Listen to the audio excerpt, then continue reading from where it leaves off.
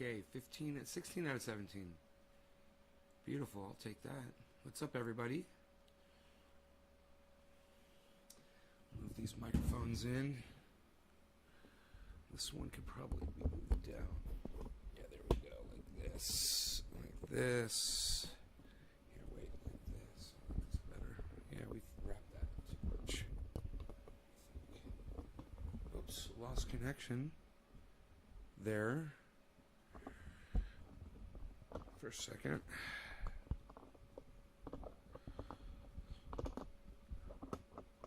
Hey, J-Bone. What's up, buddy? How's it going, brother? What's up? What's happening, man?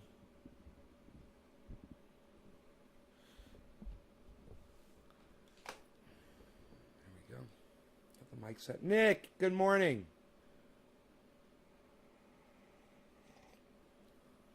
Looks like we lost the camera right here when we started the show.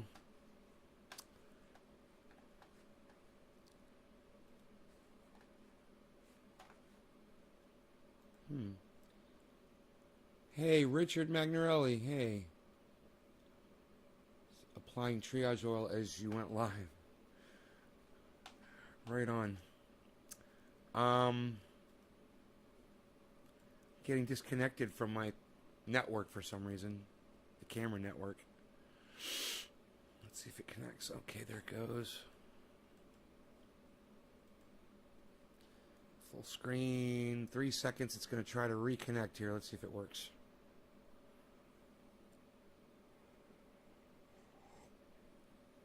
There we go. You guys want to... Now you can finally see plant number 3.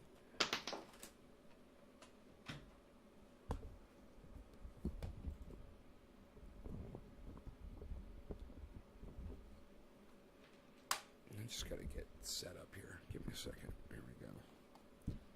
All right. Plant number 3. Look at that. We couldn't even see plant number 3. It's finally bushing up. It's funny, is that's the one plant that I didn't take anything off of. I did not clip clones off of that one. I only needed 21 clones, and I got everything I needed off of plants 1 and 2. So,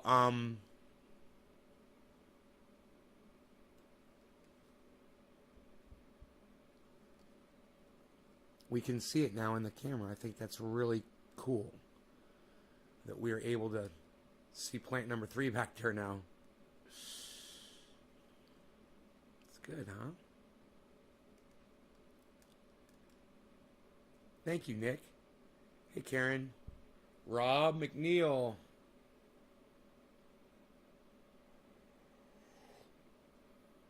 Had an ant infestation in my bathroom this morning, so I dealt with that right off the bat. I've got a vacuum cleaner. I just vacuumed them all up. And I found how they were getting into the bathroom. There's a little tiny hole where I'd caulked it up, but they had somehow eaten through it, or it had worn off or whatever. I just missed a little tiny spot. And I didn't have any caulking with me, and I was in the bathroom.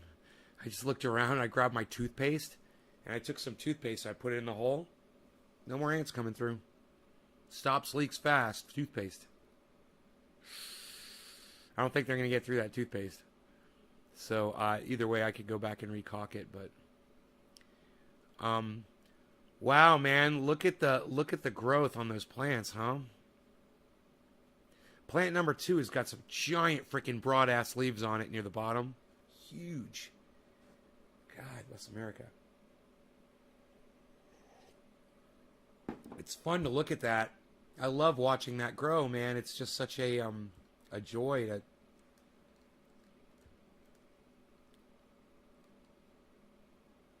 to witness the growth, man. Watch that process happen. So we got some shit to talk about, man. I wish I didn't have to talk about this, and you guys are probably going to be interested in hearing about it, but it sucks.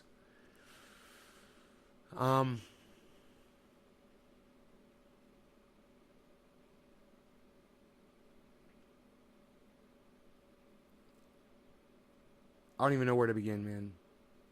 How do I start talking about this.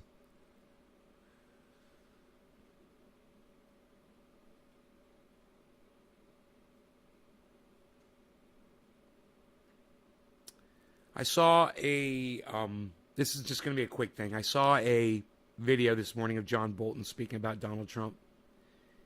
And I was like, if that ain't the fucking pot calling the kettle fucking black. You know, the biggest warmonger of our time is John Bolton. The single man responsible for more death in our time is John Bolton, right? And he's going to call out Donald Trump for being, and check this out. Are you ready for this? Fascist. Okay, you fucking imperialist motherfucker. You're the imperialist is going to call out the fascist.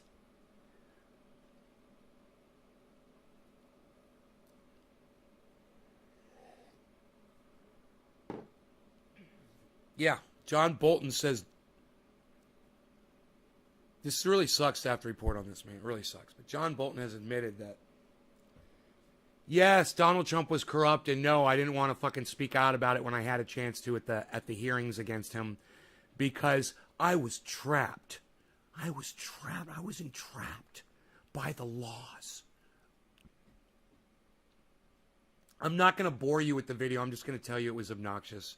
It was Breonna Keeler just destroying Michael Bolton with just simple questions. And he just sits there and, you know, he's always got an answer for everything. But if you listen to his answers, you realize he's not answering the fucking questions. You know, why didn't you speak up, John Bolton? There were two impeachment trials, and you were asked to speak, and you chose not to. Now you want to write a book. Do you want to know why he didn't go out in the Senate and speak to the American people in a hearing format? Because he wanted to make money off of his book. He almost admits it perfectly. He's like, well, I had a book coming out. I don't want to ruin my own news, but, you know, you just listen to the way the guy talks. You know, it's all about making money off of telling you stuff.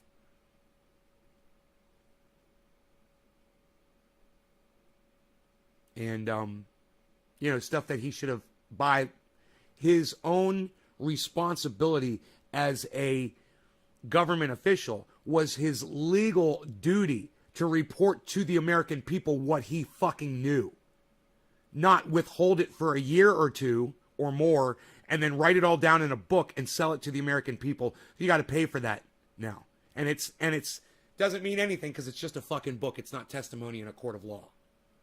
What's more important, Bolton, your fucking book? Oh yeah, your book. Than us. I think all of you, each and every one of you, should know that Michael Bolton is a giant piece of water trash. Floating in a sewer. Flushing down a fucking shit toilet.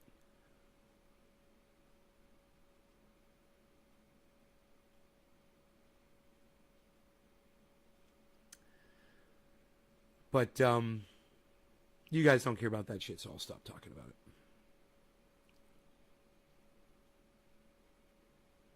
I'll just sit here and watch the grow. Plant number 4 is fucking huge back there. Oh my God. Fucking tree. Looks like it's 6 feet tall already. Nick Brown, thank you for listening to me. And being the only person to respond to what I just said.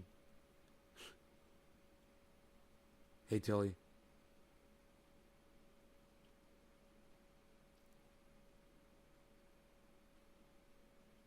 Man, I'm sick of having a fucking audience that doesn't listen to me, man. That doesn't respond, that doesn't listen, that doesn't partake in these conversations. If somebody said, with a big show, with a big audience, they said to me, hey man, you come over to us and do our show, I wouldn't do the show anymore for you guys because you guys don't even want to fucking talk to me. You guys don't even want to respond. When I make the most sense, when I tell you the most important shit, you guys just shut down, all of you. You just shut the fuck down. You got nothing to say? A fascist calling out an imperialist calling out a fascist, I should say, and you guys got nothing to fucking say about that. It's fucking hilarious. I don't even know why I waste my time.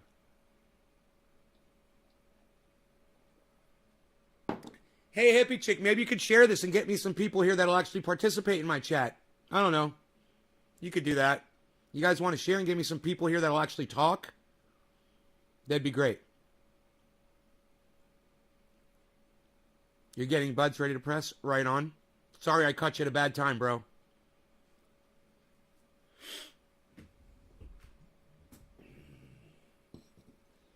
Well, I tell you what, guys. If you don't care about fascists and imperialists, just give it a little time, man. Give it a little time.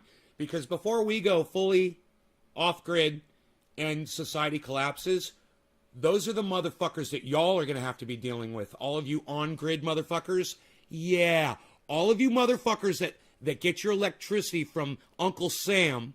Oh, thank you, John Henderson. Yes, fuck Michael Bolton. Oh, somebody fucking paid attention to me. Thank you. Yeah, fuck Michael Bolton. Every single one of you should have said that. I literally just told you the man responsible for more death in our timelines than any other human being on the planet is trying to call out Donald Trump on his fucking fascism. The biggest imperialist, the guy who literally started the Iraq War, responsible for over 1 million deaths. And he's calling out Donald Trump and wants people to listen to him. He had his chance to talk to us. You know, those were at those hearings that we were trying to impeach that motherfucker. And with testimony from people like Michael Bolton, he would have been found guilty. And Michael Bolton knows that shit. But he's a dumb cunt. Okay? Thank you, J-Bone. Thank you. Jesus fucking Christ. Just to get you guys to listen, man. Just to say, hey, man, yeah, we agree, man. Or we don't agree. Or I love Michael Bolton. Or I fucking hate Michael Bolton. Or, yo, who the fuck is Michael Bolton? What happened to the day when you guys used to ask good questions, man? You know? You guys get a little scared about what happened with me and Randy Church yesterday? There's a difference between participating in my chat and acting like a fucking 2-year-old like he always does. He wants to portray himself as a fucking 2-year-old on here. When I get angry and I show, some passion towards trying to get my show motivated, and then he takes it fucking personally and starts acting like a little fucking 2-year-old, tries to make it all about him, and starts spamming my chat with all caps bullshit. Yeah, I'm going to block him. Hey, man, I wasn't making any fucking sense either. I'm telling you guys, if you can make some sense in joining the convo anytime, I'm waiting for you. I'd love it.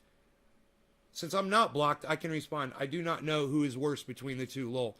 With Trump pulling out of every Cold War treaty, Trump can still be more responsible for more death. No. Donald Trump is not responsible for more death.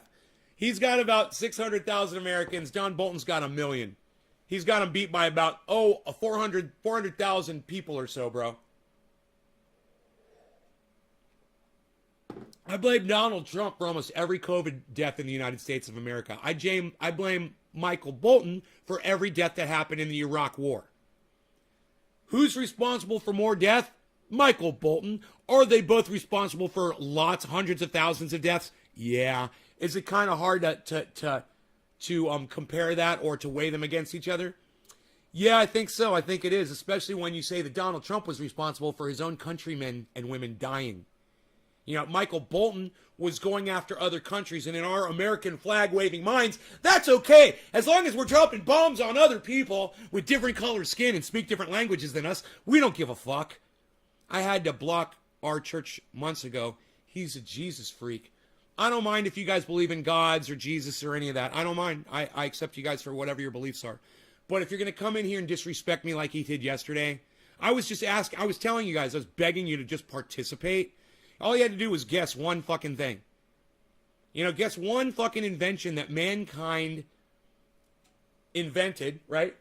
That some of the smartest minds on the planet agree is the greatest invention of all time by mankind. You know, it would have been very simple for him to Google that and find it out.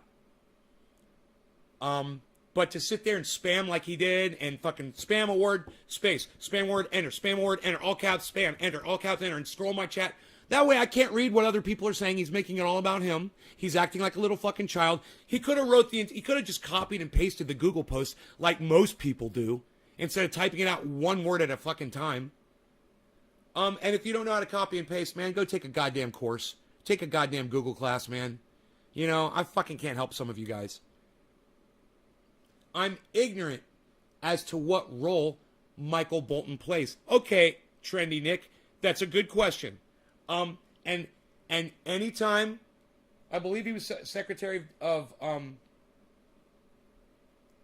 want to say Secretary of Defense, but that's wrong. International.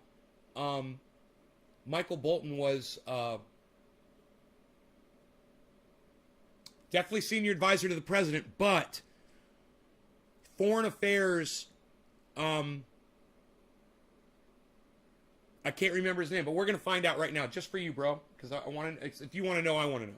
I'll tell you exactly what his position was.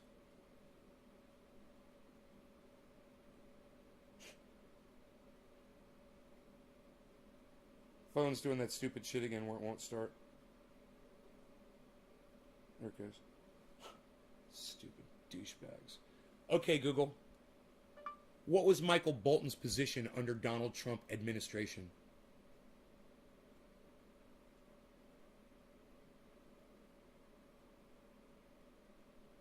Can't reach Google at the moment. Yeah, because you suck my dick. Anybody else's Google pick that up? Okay, Google. John Bolton's position under Trump administration.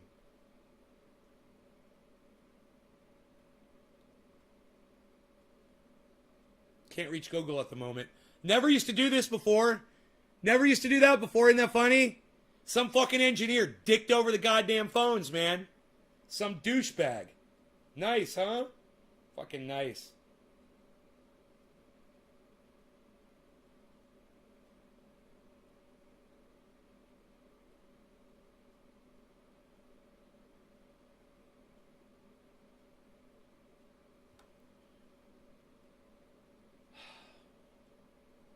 And none of you could have Googled this while I've been looking it up for the past 2 minutes? NSA? That's not a position. NSA isn't a position. Can't reach Google at the moment. Why? I'm online, you motherfucking cunts. Why can't I reach Google at the moment? Why the fuck can't I reach Google at the moment? Isn't that weird? Why? I'm in my home on the fucking network. And I can't reach Google at the moment suddenly. And now my video camera stopped working out there, so I'm turning that off. Tap again to turn off your phone. Yeah, you should fucking have to hit 4 things to turn your fucking phone off. And now it vibrates to tell me that it's off. That makes sense too. Because that's what the phone does right when you turn it on, it vibrates. But let's make it vibrate when it turns off too, to really confuse people, to make them think that it's turning back on. You know, because there's an engineer out there with a little dick. Write it down.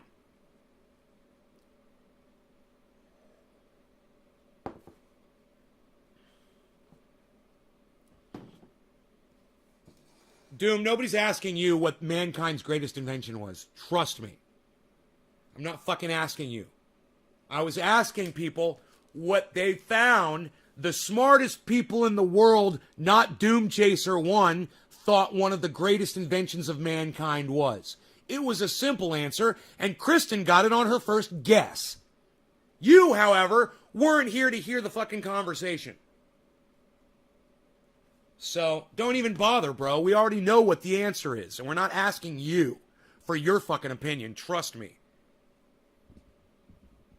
You know, you've been blocked on my live stream multiple times for really good reason, bro, and I'm sure it's just a matter of time before I block you again.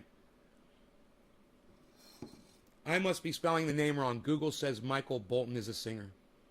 It's John Bolton. I probably said Michael a few times. I confuse them all the time. But I'm sorry, it's John Bolton. Ambassador to the United Nations and security advisor, right? Advisor to the President of the United States.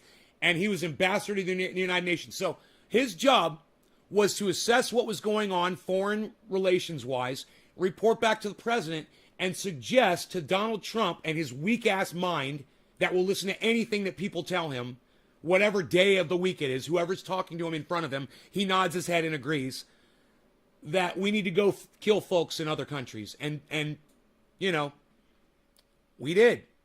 We went and we killed folks. I'll bet you Bolton was probably behind that fucking assassination in where was that? Iraq or Iran? The Iraqi guy in Iran? I get so confused. You said Michael and Don. Oh, the whole time I say Michael Bolton.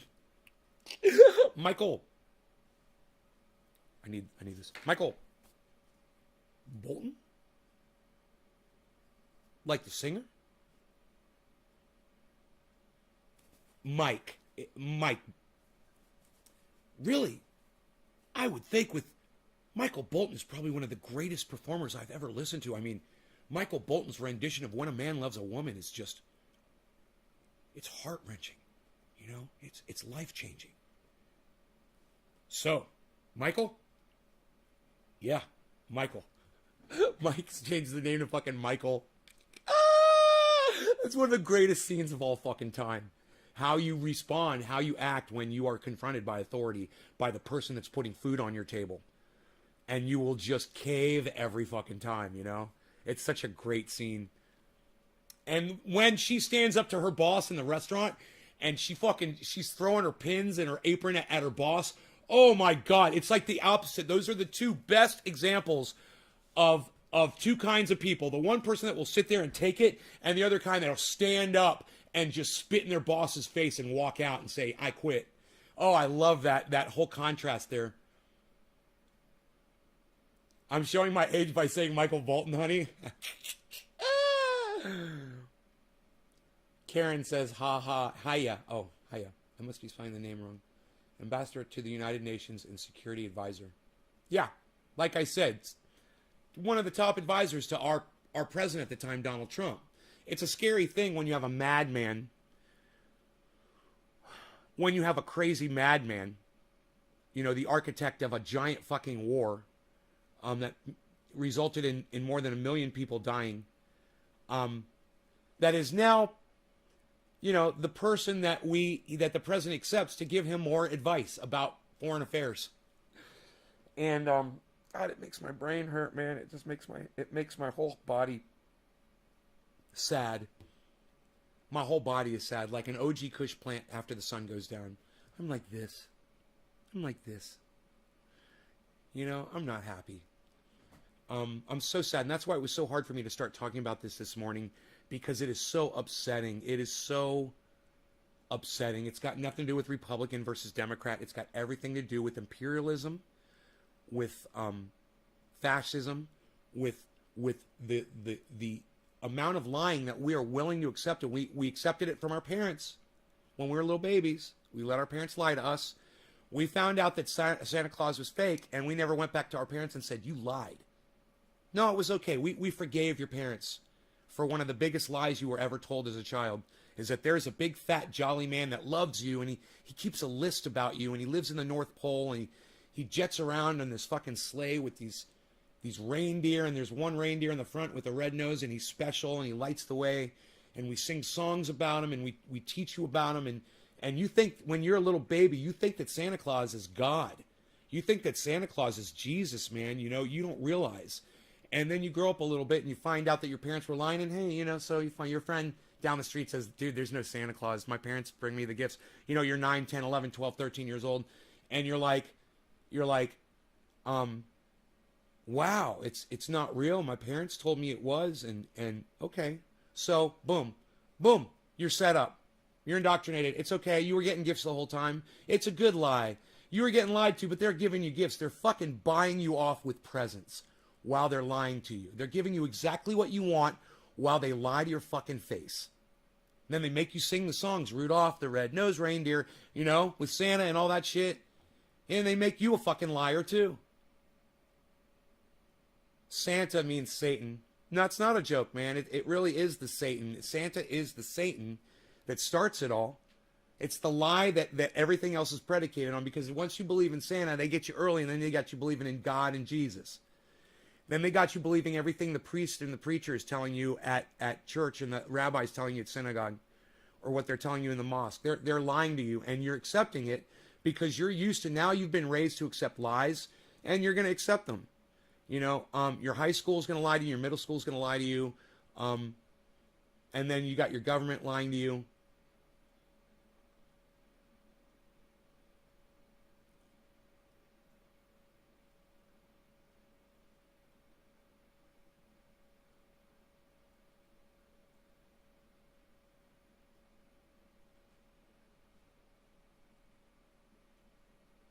Henry Hearn. You're right, though. I usually am, man. That's why I hope you watch the show, man. I hope you agree with me and you watch the show, you share it, you get more people here, and you appreciate what I'm telling you. I've always called religion, L-I-E. You know, I add that E in there, and I make it all caps, L-I-E, in the middle of the word religion. So you can see that you've been lied to your whole life. It's the lie is right there in the middle of the word. Religion. You've been lied to your whole life. And now, when someone like Michael Bolton or Donald Trump comes along and lies to your face, you're accepting it. You're okay with it, man.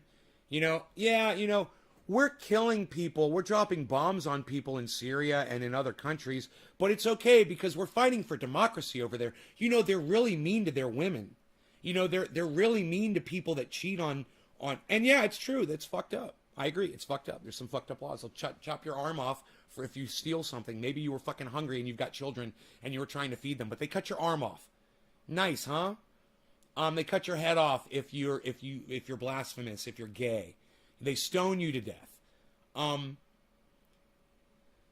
This is different religions, different beliefs, different sects. People, you know, you can look at that as being behind the times, but it's not our job to catch them up. And by God, catching them up by bombing them, that doesn't make any sense at all. We disagree with the way you live. So, boom, we're going to blow up your fucking country because you're mean to your women. Hey, they're not your women. You know, they're not your women, America. You know, why don't you, I tell you what, America, here's something you could do. Why don't you go protect the women of Texas who can't get an abortion there now? In fact, the women of Texas, if they want to get an abortion, their neighbors can rat them out to the fucking police and get a nice reward of $10,000 if they sue the people who are doing the abortion and the case gets accepted by a court. Yeah, $10,000. That's what Texas is doing to their women. And you're worried about what the Taliban is doing in another country to their women? Bro, I got news for you. We shit on our women all day here in the United States. Fix that first. Then come talk to me about what's going on in other countries. And I guarantee you, by the time you fix what's going on in Texas, they'll have already started working on what they got going on overseas too. Guaranteed. But fix this first before you open up your fat, fucking hypocritical mouths over here and start preaching to me about, oh, Michael Bolton says we need to go drop bombs on people that are different colors and different speak different languages and live in different foreign worlds. We have to go drop bombs on them. You know, Michael Bolton knows what he's talking about. And Donald Trump, your precious fucking leader, decided that Michael Bolton, the guy who fucking made that war, the guy who put all the goddamn, all the resources into that fucking war and basically designed the war to kill 1 million people, that he should be the one advising your president.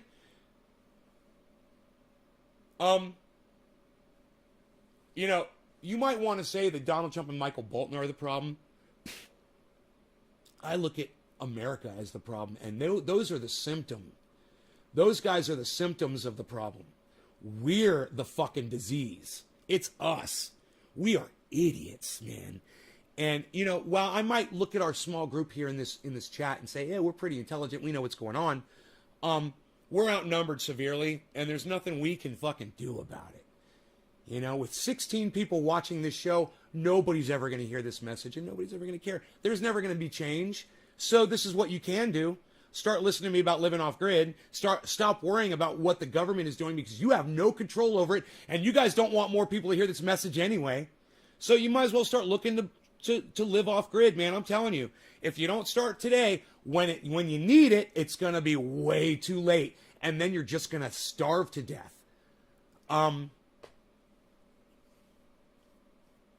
You know, 16 people watching this show proves to me that this message is not needed in society today. 15 people now watching this show proves to me that my audience doesn't feel like the message is that important. What I say on the show isn't important to them. Hey, man. Fine. Do what you got to do, guys. You know, you don't want to share this video around. You don't want to bring people in here. You don't want to get your cousin in here, your friend down the street. your friends in Facebook groups, people on Twitter. You don't want to pull people into this show? Fine, man. Hoard the information. All I can say for y'all is, hey, man, there's safety in numbers, and if you don't pull more people in here, you're only fucking hurting yourselves. Trust me, man. Your neighbors should all be watching this show. Everybody needs to be helping everybody. And you fucking ignoring the message isn't going to make it not so. You know? You guys know what gangrene is, right? Well, I want you to look at gangrene like you look at society collapsing and the need to go off grid. So let's say we have COVID. Okay, we got COVID and there's a problem and society is hurt. There's a ding, a chink in the armor, right? Something's going on. It's like your toe. You stub your toe one day and you kind of ignore it and it's starting to hurt one day and you look down at it and it's turning black. Okay, that toe, that stub toe that's turning black, it's the exact same thing as COVID hitting. Oh, COVID didn't take society down, but it's the first chink in the armor. It's the first ding in our force field. And you gotta admit it. You gotta say, hey man, we've already lost 600,000 Americans around the world. I know we've lost, over 1 million people. I don't know what the deaths are around the world. Total deaths. Total cases is like over 30 million or something crazy fucking number, right? Doesn't matter. That's not the point. The point is, it's a shot over our bow, and we have been attacked. What's the next thing that's going to hit? Yellowstone's going to erupt. A giant, massive Category 6 hits the entire East Coast, floods it out. We have an earthquake. It gets so hot that there are fires that we just can't put out, so we just let them burn and just evacuate areas because we just can't put fires out anymore. Hey, man, that's going to be the new normal. And you guys mark my fucking words. Mark my fucking words. It hasn't happened yet, but I am looking into the future doing this, and the idea just popped into my head. Hey, man, it is just a matter of time before we just let things burn because we won't have the resources or the ability or the manpower or the water to extinguish the fires. So we're just going to let them fucking burn. You watch. I called it here first, and I say we're probably just months away from some shit like that. Might be next year. You see. You watch. You let me know. And if I'm making sense, share this video around. Let me know that you're one of the people that cares enough about me and this message to go ahead and share the video around on the internet and get some more people here, guys.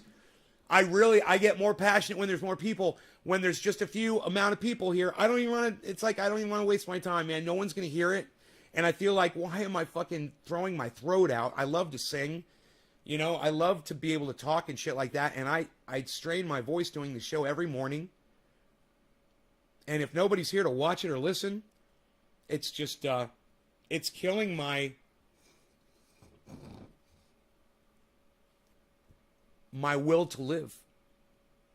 The fact that the show just isn't getting the traction it deserves. It should be getting more traction, guys. I mean, when I go back and I listen to the show and I laugh at it and I laugh and I yell and I'm screaming and I walk out of the room or whatever. If I'm doing something else, I can hear myself yelling in another part of the room. I don't hear what in another part of the house. I don't know what I'm saying, but I'm laughing about it because it's just so fucking funny. I don't know what's not funny about this fucking show. What's not entertaining about it? I mean, yeah, the other day Mark did something stupid, and you got to understand there was a chain of stupidity that led up to that. Okay? He needed to be dressed down. You need to understand that. I've never done anything to fuck Mark over, ever. I've enriched his life. I've paid him. I've given him wonderful things. He lives in a house that I sold him. Yeah. Yeah, I literally put a house around him, man. So, when you realize all the things that I've done for Mark, and then I just tell you what's transpired over the last 2 months with him, you understand why I had a fucking issue with him and he needed to be fucking screamed at. Let me tell you something. I didn't like having to do it. I wasn't getting off like I do on this show. Like on this show, when I start yelling and screaming, for me, it's like fucking an orgasm. It's like sex. When I'm yelling at him, I hate myself. I don't want to do it. He's on the other side of the phone saying, bro, you shouldn't yell at people and scream at people you know, just because blah, blah, blah, blah, blah. He was literally saying that to me on the phone. And I didn't fucking care because he needs to be fucking reined in. He's he's lost it the last few months, man. He needed to be fucking woken the fuck up. And I did that. I don't yell at my friends. I've never yelled at Dino like that. And I think I've only raised my voice to Mark like that maybe once in my life. I generally don't do that. But understand two things. Number one, I was in character, man. I literally went down to the grow in the middle of a show. Right? On camera. I came back up here and I was in character, man. I was fucking so mad. I fucking got him on the phone. And did you hear the way I was talking to him? Hey, man, what's going on, bro? How's it going? Because I didn't want him to hang up immediately. Because I wanted him to hear. It was a whole intentional thing to scream at him so that fucking something inside his brain will give. So he will realize he needs to start thinking about the things that he does. Understand that, people. I didn't want to do that. And don't think that that is me. I don't go around screaming at people all day. And I know that could have been traumatic for some of you guys when you're like, oh my God, Nate screams at his friends like that. No, I don't. I did it this one time. He needed it. I literally have the fucking photographic proof to show you all the fuck ups. You know, the jacuzzi, the carpet, my dog being neglected, the fucking couch. Okay. The tomato plant after I fucking told him. You know, there's so many other things that he has done that he doesn't mean to do them, but he's not paying attention because he doesn't fucking care. And he needed a wake-up call. And hopefully, I don't give a fuck if I ever see the guy again or not. I really don't. But I hope that as he goes through life, he remembers that his actions affect other people. And then he needs to start thinking about shit like that. If somebody is talking to you and saying, listen, Mark, pay attention, okay? That tomato plant right there, it's a tomato plant. It's going to produce food for us. Don't pick it. Oh, yeah, okay, man. You weren't listening to me. You need to pay attention.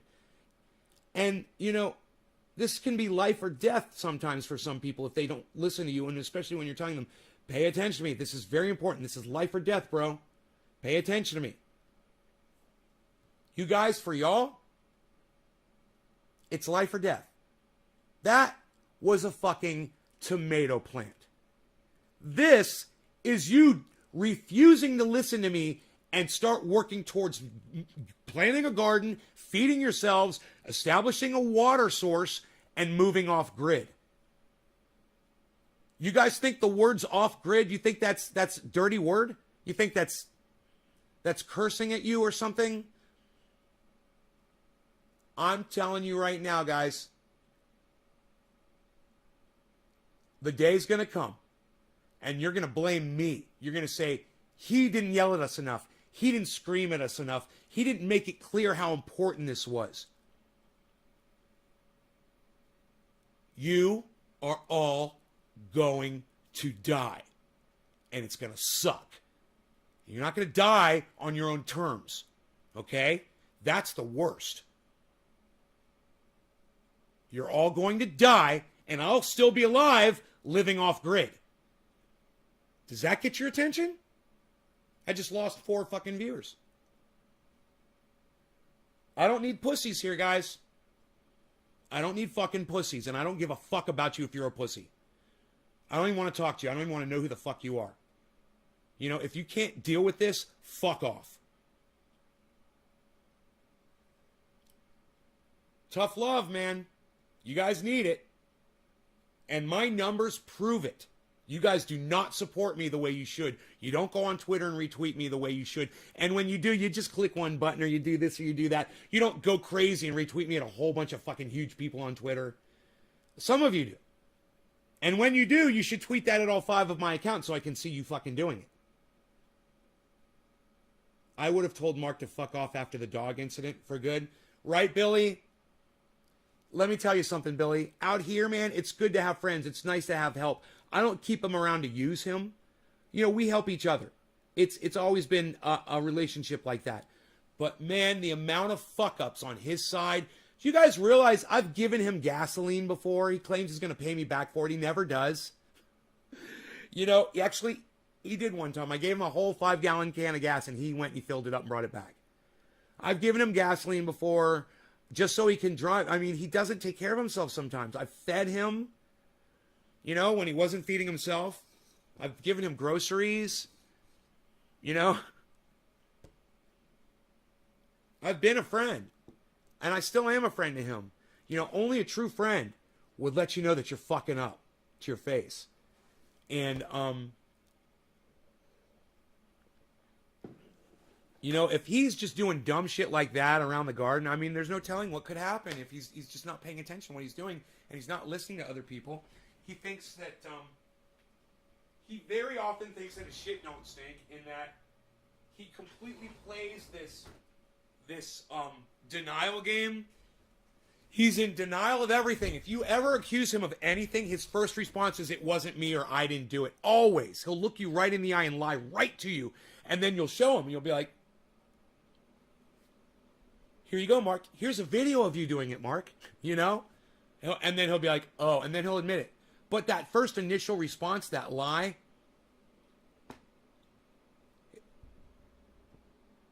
it's a learned response. And, you know, if you're getting called out, I told him not long ago, I said, I was saying something about something to him, and he started accusing me of, I can't remember, going off on him or something like that. And I go, dude, I'm not your fucking ex-wife. All right? I was like, did you learn this from your ex-wife? Because this is ex-wife behavior. You're like, don't yell at me. Oh, blah, blah, blah, blah, blah. Shut up. Be a fucking, grow the fuck up. All right? Be an adult. And grow, for God's sakes. Learn. You know, just because you're in your 50s doesn't mean it's too late to learn shit. Listen to what people are saying. You are not always right about everything. I prove that about myself every fucking day on this show. It's embarrassing, but at the same time, I hope it's a growing experience for all of us, for me and y'all, you know? I noticed it start the day he was trying to knock down the shelves. You saw that too, bro? The day he jumped on my couch? Man, oh God, he almost knocked all my glass off the wall. Oh my God, dude. I mean, I'm like, what are you doing, bro? Come, wipe your feet.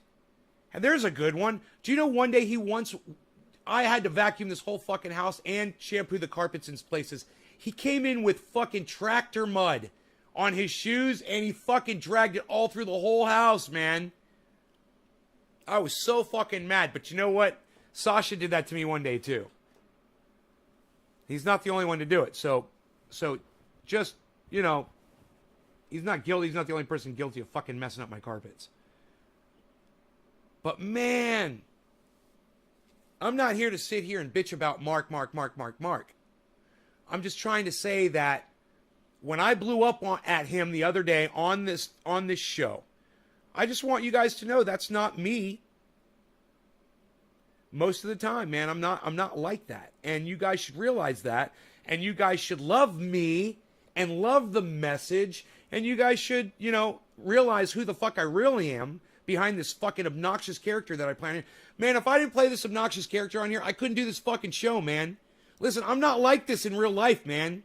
I'm not alpha male. I'm not.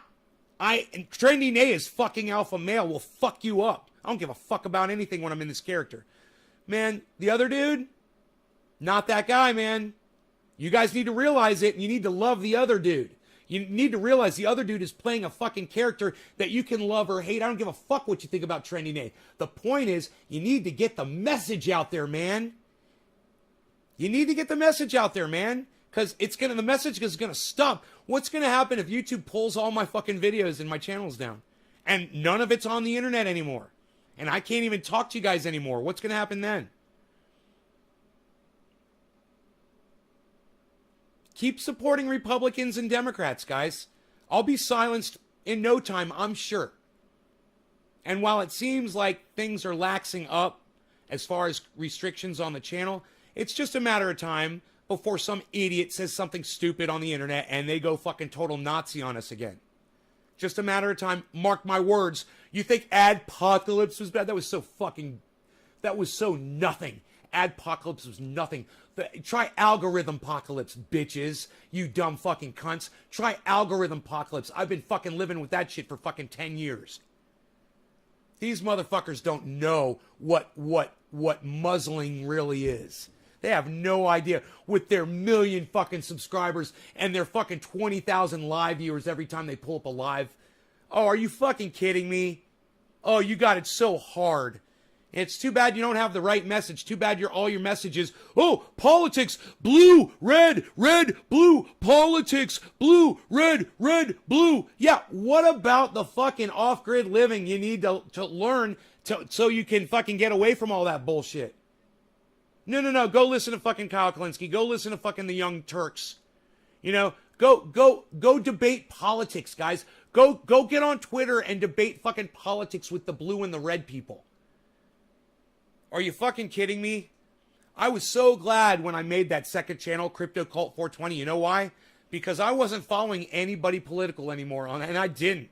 I was like, okay, I'll follow my podcasters, but that's it. I'm not following anybody that's a goddamn politician anymore. Oh, my Twitter feed got so much better, man. It was so much more efficient, you know?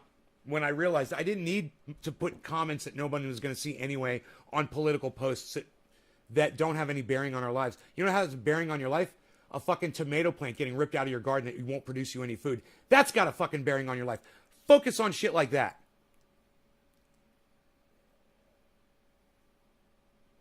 Mark my words, now means the lie. Right? Politics. That's a good one, Nick. I like that. Religion and politics. It's all a big lie. Ooh, I got a little sunbeam here. We lost it. We had more sun earlier. I lost it. It was the 7 o'clock sun, but 7 a.m. and 7 p.m., man, the sun comes in at the exact angle here and here. It's right through these windows. It's so funny. It's like the sun hits me. You know, it's like it comes, boom, hits me. Going down, hits me. Fucking love it. Right through these windows. Hey, Josh. Going to YouTube. Okay, go to YouTube, man. It's a good thing Josh Kelly is here because the lack of audience members that I have right now just makes me not want to do this show right now. And I do have a lot of stuff. I started cleaning the house last night. Like I said, I stayed up past midnight. I don't even think I looked at the clock when I went to sleep. I did finish my coffee, and I did work. I cleaned up the kitchen. I was working in the laundry room. I vacuumed the living room. I mean, the living room. And I got all the dishes in the dishwasher. For today, when the sun is up, I will run the dishwasher and I will do my laundry at the same time because I will have so much fucking power for free. So you just wait to do that. If you wait till 1 o'clock in the afternoon to do your laundry and do the dishes and run those machines like that, it's more money in your pocket because PG&E has to pay you more money. Sound Drone from YouTube. He was how I found your show years ago when I was 17, trying to make a bong. You popped up in the suggested. I was 17? Right on, Josh. Do I remember Sound Drone?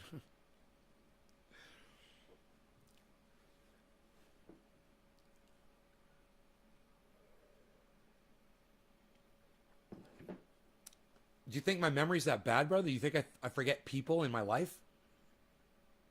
That's just a silly fucking question, Josh. Come on, man.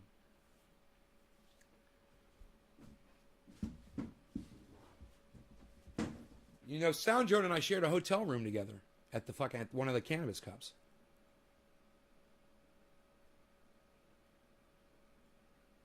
We got pulled over together by the cops. He put stickers of me all around the house. Him and his girlfriend at the time. See that right there? See this? That's Animal and me.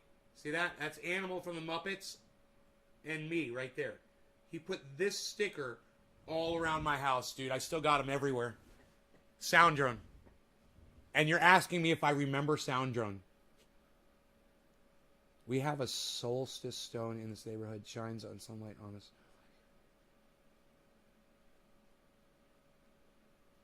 You thought me and Sound Drone were the same guy? Nice. I always confuse Thunderfoot and Sound Drone. I always go to say Thunderfoot and I start saying Sound Drone. I'm like, Thunderfoot.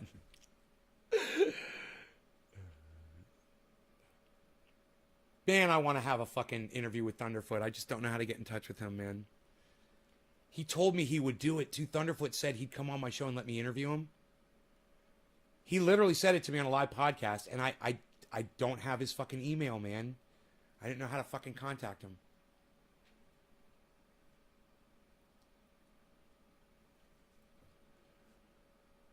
A solstice stone in the center shines sunlight on a snowflake in the ground and the sun. Huh, that's interesting. Reminded me of you with a similar beard when I was young. No way, that's awesome. I had no idea. Go to YouTube and type in Sound Drone Trendy Ad Stabbers. You can see all kinds of shit. Go back. Hey, Josh G. Go to YouTube, go to my main channel, and go watch some of my old videos, bro. Just go watch some of them. You know? Catch up, man. Some of y'all should catch up with the trendies. Anyway, we haven't smoked yet today, so... This is the torture chamber. It's got some Jack Hare in here. This torture chamber is one of the best hitting bongs. It can actually can kind of get away from you because it is so smooth, and it does such a great job that you do such a big hit that I say it's almost like hitting a gravity bong.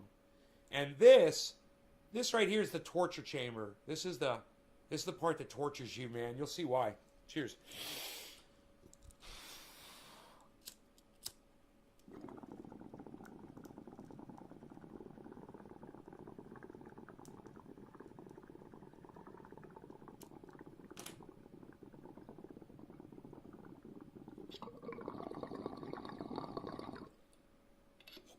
Oh boy. Instant high. It's like doing a dab. There's so much smoke inside my body right now. Oh my God.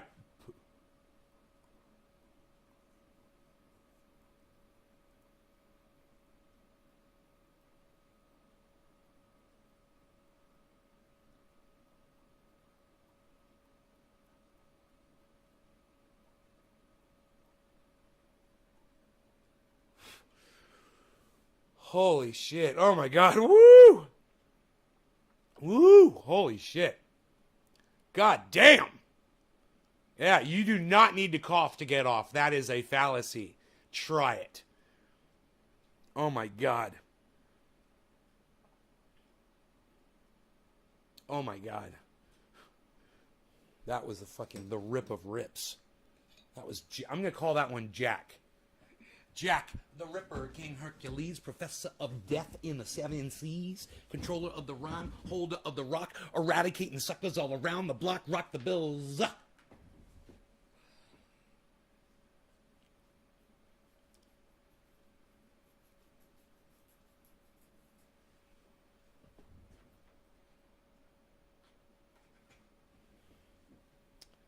Okay, so Rogi's still in bed, huh? It's 9 o'clock in the morning and Rogi's still in bed. Go watch Roscoe steal donuts. Go watch me suffer through a fucking 5.0 frack quake on the live stream. That's a good one. Watch me set my hair on fire. Watch me hear a fucking coyote for the first time in my life. That's a good one.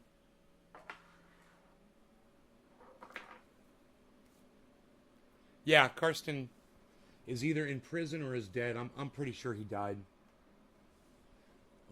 Because he had COVID. He had it the second time, and he was really sick. He said he was having a hard time on that show. I remember, man. Yeah, I think he died.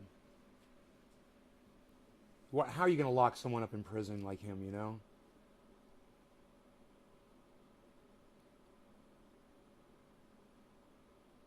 Oh, there's gold on that channel, but nobody's ever going to see it, so that's okay. No one's ever going to see it. It's never going to do anything. It just takes one person, man.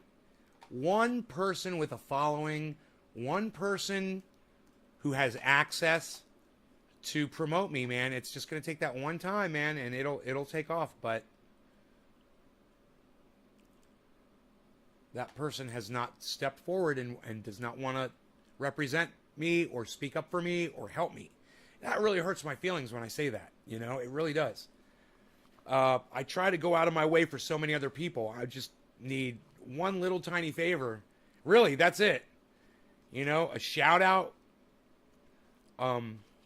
Something. You know. It would be great if you know, a podcaster would grab one of my videos and review it for their audience, like I do theirs all the time, you know. Hey, let's listen to what Nay says about this. Let's listen to what Nay says about that. I like what he says here. I totally agree with him here. Okay, I disagree with this and blah, blah, blah, blah, blah. But, you know, he's always right, so let's keep moving. Let's keep moving on.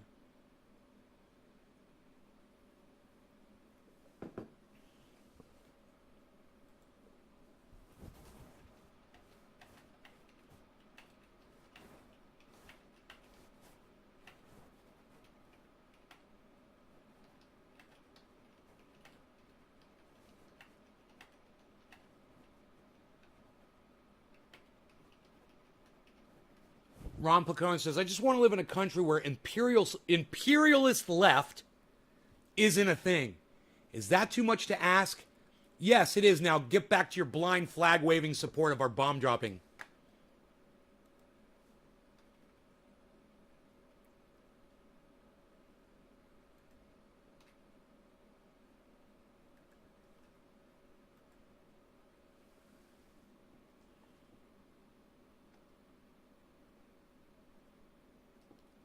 You know, imperialist left. It's an oxymoron. Isn't it? Liberals are supposed to be about helping other people. But look at Joe Biden and all the people that voted for him and support him. He's an imperialist and he's dropping bombs on other countries. He's a fucking monster, man. You know, if you're at a funeral right now for someone in a foreign country, you're thinking that Joe Biden is a fucking cunt. You're like, my son was all he was doing was sitting at a military base, fucking writing a letter to me. And you fucking bombed them. They were just sitting there. They weren't doing anything to anybody. And you bombed them and you fucking murdered them. Joe Biden just murdered a whole bunch of people. I hope you guys realize that.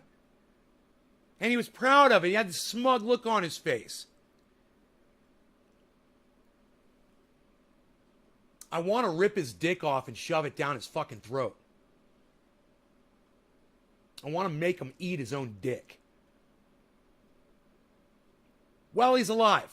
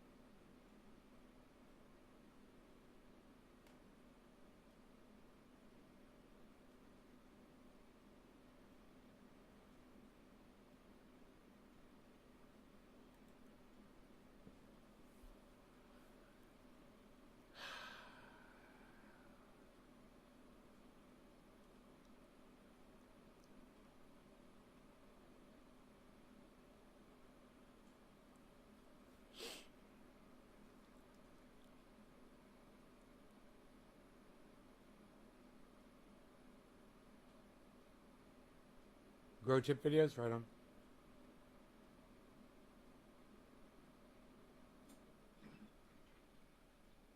Ah, Nick, thanks, buddy.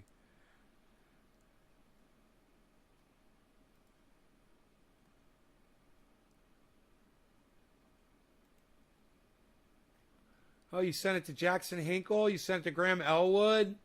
You sent it to Lee Camp? You sent it to Miserable... Look at what Nick Brown did. You sent it to Jimmy Dore? You retweeted it, Ron Placone? What, Nick Brown? That's what I'm talking about. That's what I'm talking about, man. What you just did, bro. Thank you, man. Yeah. That's what I'm talking about. Nick Brown, Nick Brown, Nick Brown, Nick Brown. Thank you, thank you, thank you, thank you, thank you. Nick Brown is over there on Twitter retweeting to individuals. He just retweeted me at the President of the United States, at Jackson Hinkle, at Graham Elwood, separately. He did this all separately. He gave me a whole bunch of retweets. How many retweets do I have now? It says one quote tweet, but still. I guess they only reward you with one quote tweet when you do it. Now, if only the rest of you guys would be like that. Biden's going to go downhill fast. I hope he fucking dies soon. I spent an hour looking for any act. Okay, to be real, I don't think so. What's going on or being said 85% of the time. I guess you could tell I'm off today. Yeah, bro. Thank you, man.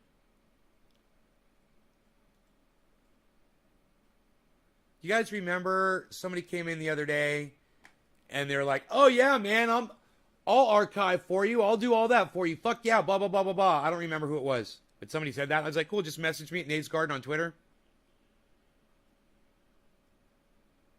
Nothing. Nothing. Unless it's overlooked. Message requests.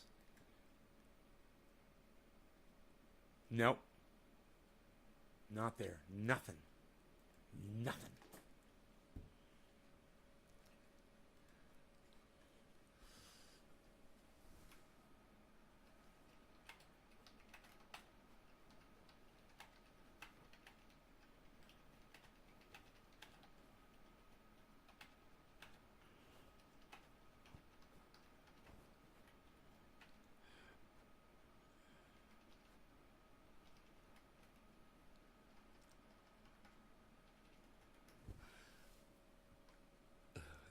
I just messaged Steph. I said, hey, Steph, can I please get an update on the status of the unboxing?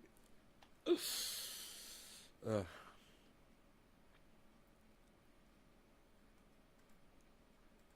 Light is already illuminated. Dude, you got to bring out the best and the worst. You got to bring out... Hey, this guy should come to my live show.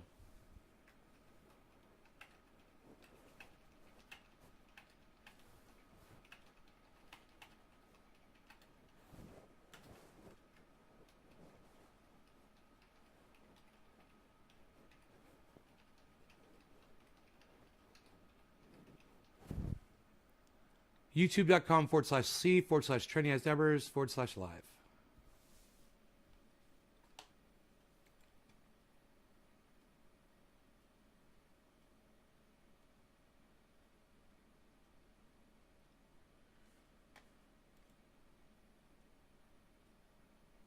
I fried my Mobo. Let's dab. Randy. I know you're out there, Randy. Thank you. You fucking pissed me off yesterday, man.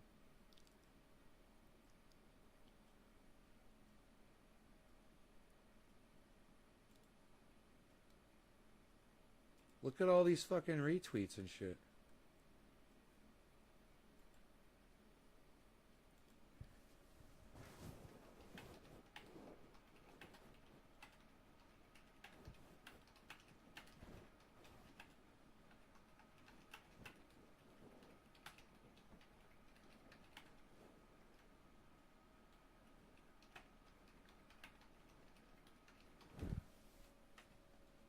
Huh. Somebody says that in one of my in this moments, they're like, in this moment, they're like, it's a 3.5-hour video.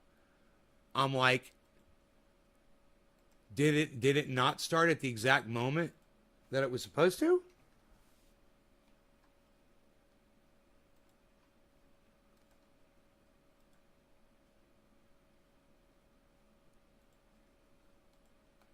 Did the link not bring you to the exact moment I started discussing the topic mentioned? Says Chris. Let's find out. Moment. Let's find out. Where is the link? Dude, why can't... Is this not a response to a... Oh, there it is. Racist Kyle Kalinske makes... Okay. In this moment, I explain why Anna Kasparian is actually the person guilty of sexual harassment. Okay, let's find out. Click on it.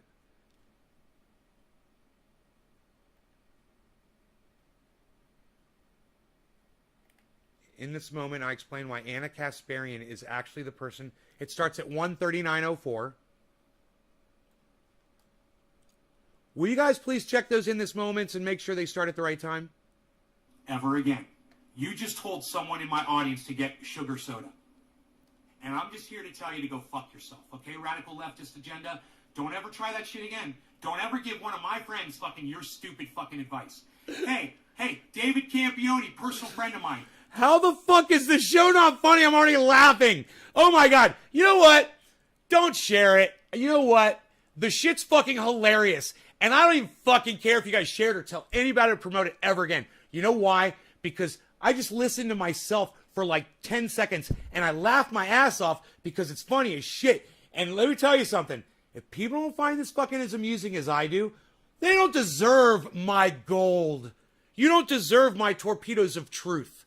Okay? Let the gold slip right through your fingers like gold dust. I don't give a fuck anymore. This shit's great. You know what I think I'm going to do? I'm going to stop broadcasting. I'm just going to go back and watch all my old shit and just laugh and laugh and laugh and just do shit for myself now. I think I've created enough material to entertain myself for the rest of my life. Bye, guys. No, I'm kidding. Don't listen to radical leftist agenda. He's trying to fucking poison you with his indoctrinated bullshit. He literally thinks that if you get sugar from another source, that makes it okay. Still funny. 139:11 makes up his own definition for his own corruption. Okay, radical leftist agenda. Don't ever try that shit again. Don't ever give one of my friends fucking your stupid fucking advice. So, hey, it'll be interesting. Personal friend of mine. Don't listen to radical leftist agenda. He's trying to fucking poison you. Dude, I'm laughing at it again. It is funny the second time. Hey, David Campione, personal friend of mine.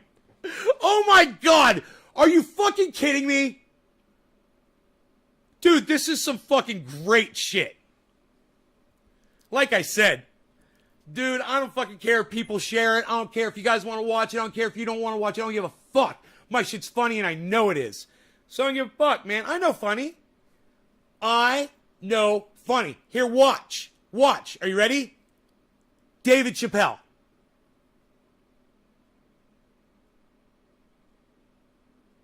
You're welcome. I know funny. With his indoctrinated bullshit. He literally thinks that if you get sugar from another source, that makes it okay. Radical leftist agenda, you're indoctrinated. Shut the fuck up. Sorry, I had to read. What's the problem? Real sugar is the problem. Thank you. Who said that? It's sugar, period. You know, you're so addicted to sugar, radical left. You know, you'll sit here and make up shit. Oh, have the real sugar. Yeah, that's better for you. Yo, David Campione, get the real sugar from Mexico. I love that fucking voice, man. That's fucking hilarious. Mexican sugar is better because it's real sugar. Get that sugar instead. Mr. McDowber-Duber, thank you, buddy. I appreciate what you said. All sugar is bad. Yeah, DC doesn't need you to fucking lie to him about sugar. He knows all sugar is bad. What about coffee, Stephen Culbertson? Coffee's fine. Coffee does not have sugar in it. Drink coffee with no sugar. I'm doing it right now. And don't put artificial sweetener in it. Get used to black coffee like a goddamn commando. Pretend you're fucking Rambo drinking that shit. Toughen up a little bit. Toughen up a little bit. I'm sorry, I'm owned by the government. And your name is Radical Leftist Agenda, and you say, I'm sorry, I'm owned by the government. You are, bro. You are so indoctrinated. So, I'm going to unindoctrinate you. I'm going to fix your brain, bro. And the way to get you to start your brain working better, guys, your IQs will go up when you stop eating sugar. Your ability to look at something and analyze it and see it for what it is, that's going to improve the speed at which you do Man, that. you guys would just think I was live right now. You will be Funny. sharper, Your words will come to you better. You'll be able to type out something in a full sentence to me instead of being no or yes or I agree. You know, you'll actually be able to type a whole sentence that makes sense, and I'll read it, and I'll be like, yeah, right? Oh my God, I love this shit. I love when you guys are talking to me in real sentences and making sense. Right? I love that shit. I love the communicating. I'm sorry. Okay. I'm sorry. Fructose Excuse me. Killer powder. Yeah, murder power. Murder power. It's murder powder. Murder, not Used to killer. eat instant murder. coffee? They're trying to murder you, bro. They're not trying to kill you. They're literally planning it. They're murdering you. It's premeditated murder. You know, they are guilty of premeditated murder. Go ahead and make a clip of this and put it on the goddamn internet. Big Poison is guilty of premeditated murder, and since corporations are people, my friend, we need to put them on trial and put all the corporations that are people, my friend, in prison, and the ones that are guilty of murder, they need to be executed until they're dead. It's the sugar, right? No sentence, it's the sugar. Murder power. Yes, I drink bottled water. Hey, Steven, yeah, bottled... What did I say in this moment? I say what? In this moment, I discuss what? So I must have got the time wrong, obviously. So I did make a mistake on this. I figured I was going to start talking about it within like a minute or so, but I didn't. If there's no sugar... Bottled water is okay, but it's even better if you use your own filtration, because bottled water is a fucking lie, too. You're going to pay money and trust... Oh, it was way earlier when I was talking about Kyle Kalinske. Let's see what sauces and soda. Anybody here? Is anybody here at all? I've literally been talking since... Oh, hi, Shelly. 8 minutes, not a single chat's come through in 8 minutes? You guys didn't chat me up in 8 minutes after fucking doing a Kyle Kalinske evisceration? You guys are horrible, man. Why are you guys so mean? What the fuck? God, man, I need you guys to participate. Look at how sad and upset I am. Look at that. That is sad and upset. Come on, man. We want to see a happy day. You guys know how I feel about that shit. You guys know how I... With me? Okay, that's good. I'm glad you agree. You guys know how I feel about that shit. I mean, that's good to know. It's good to know that my fucking audience agrees with me. Let me know. Let me know when you fucking agree with me. All right? Give me some goddamn kudos over here. I remember saying that. Nobody else is talking. Who else is going to call Nick Brano out on his... Give me some goddamn kudos over here, I said.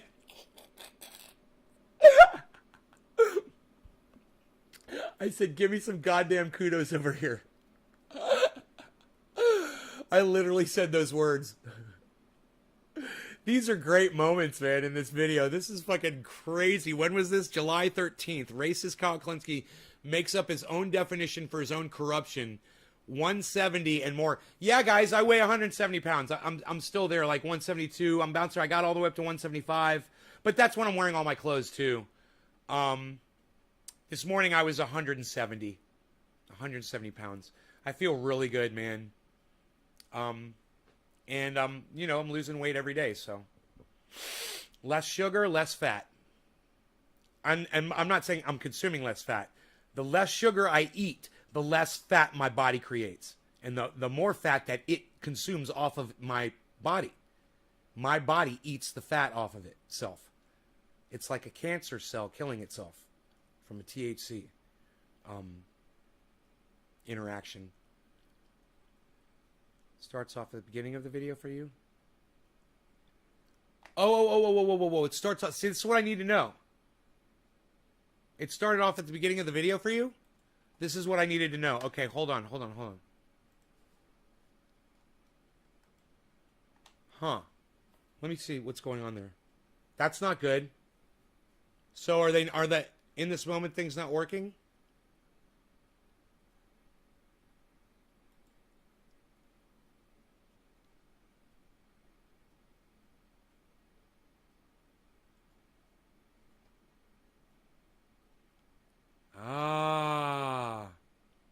I guess it's not working. They say they tried to find the moment, but it didn't take them there.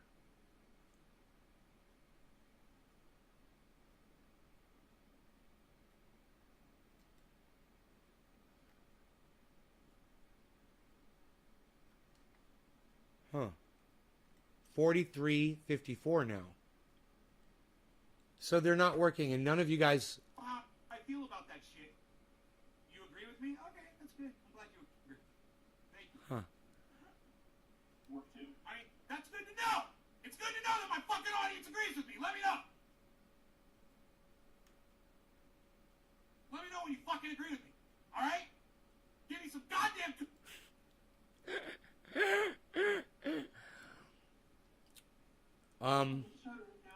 Or you're receiving personal gain. You're leaving that off.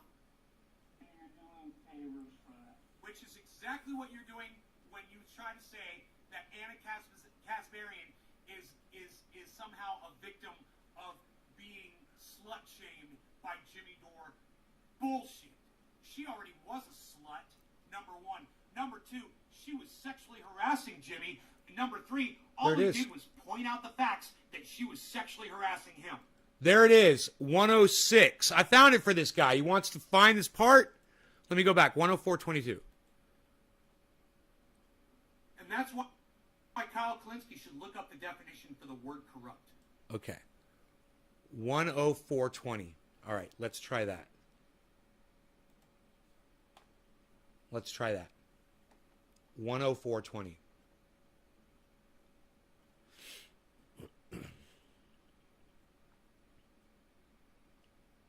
It's like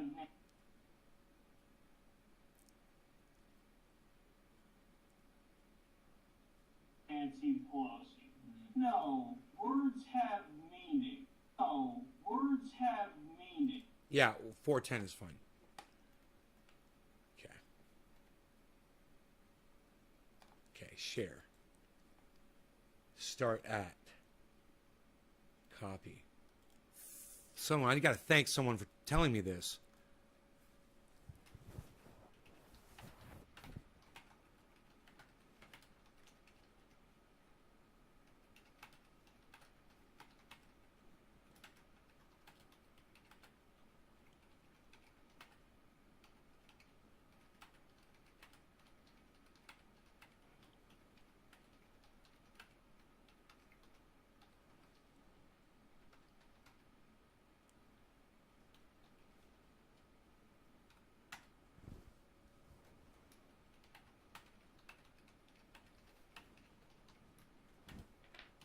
God, but fucking you guys suck so bad. As many of those in this moments as I've posted on Twitter, not one of you actually clicked on them to watch the fucking moment. Because if you did, you would have texted me back or you would have said something on Twitter and said, "Nay, these are not working. They don't take you to the moment." None of you did. God, man, seriously. You guys are fucking horrible.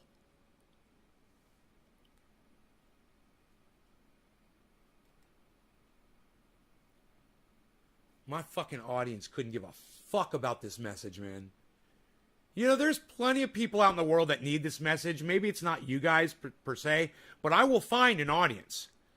With or without you guys. I will find a fucking audience.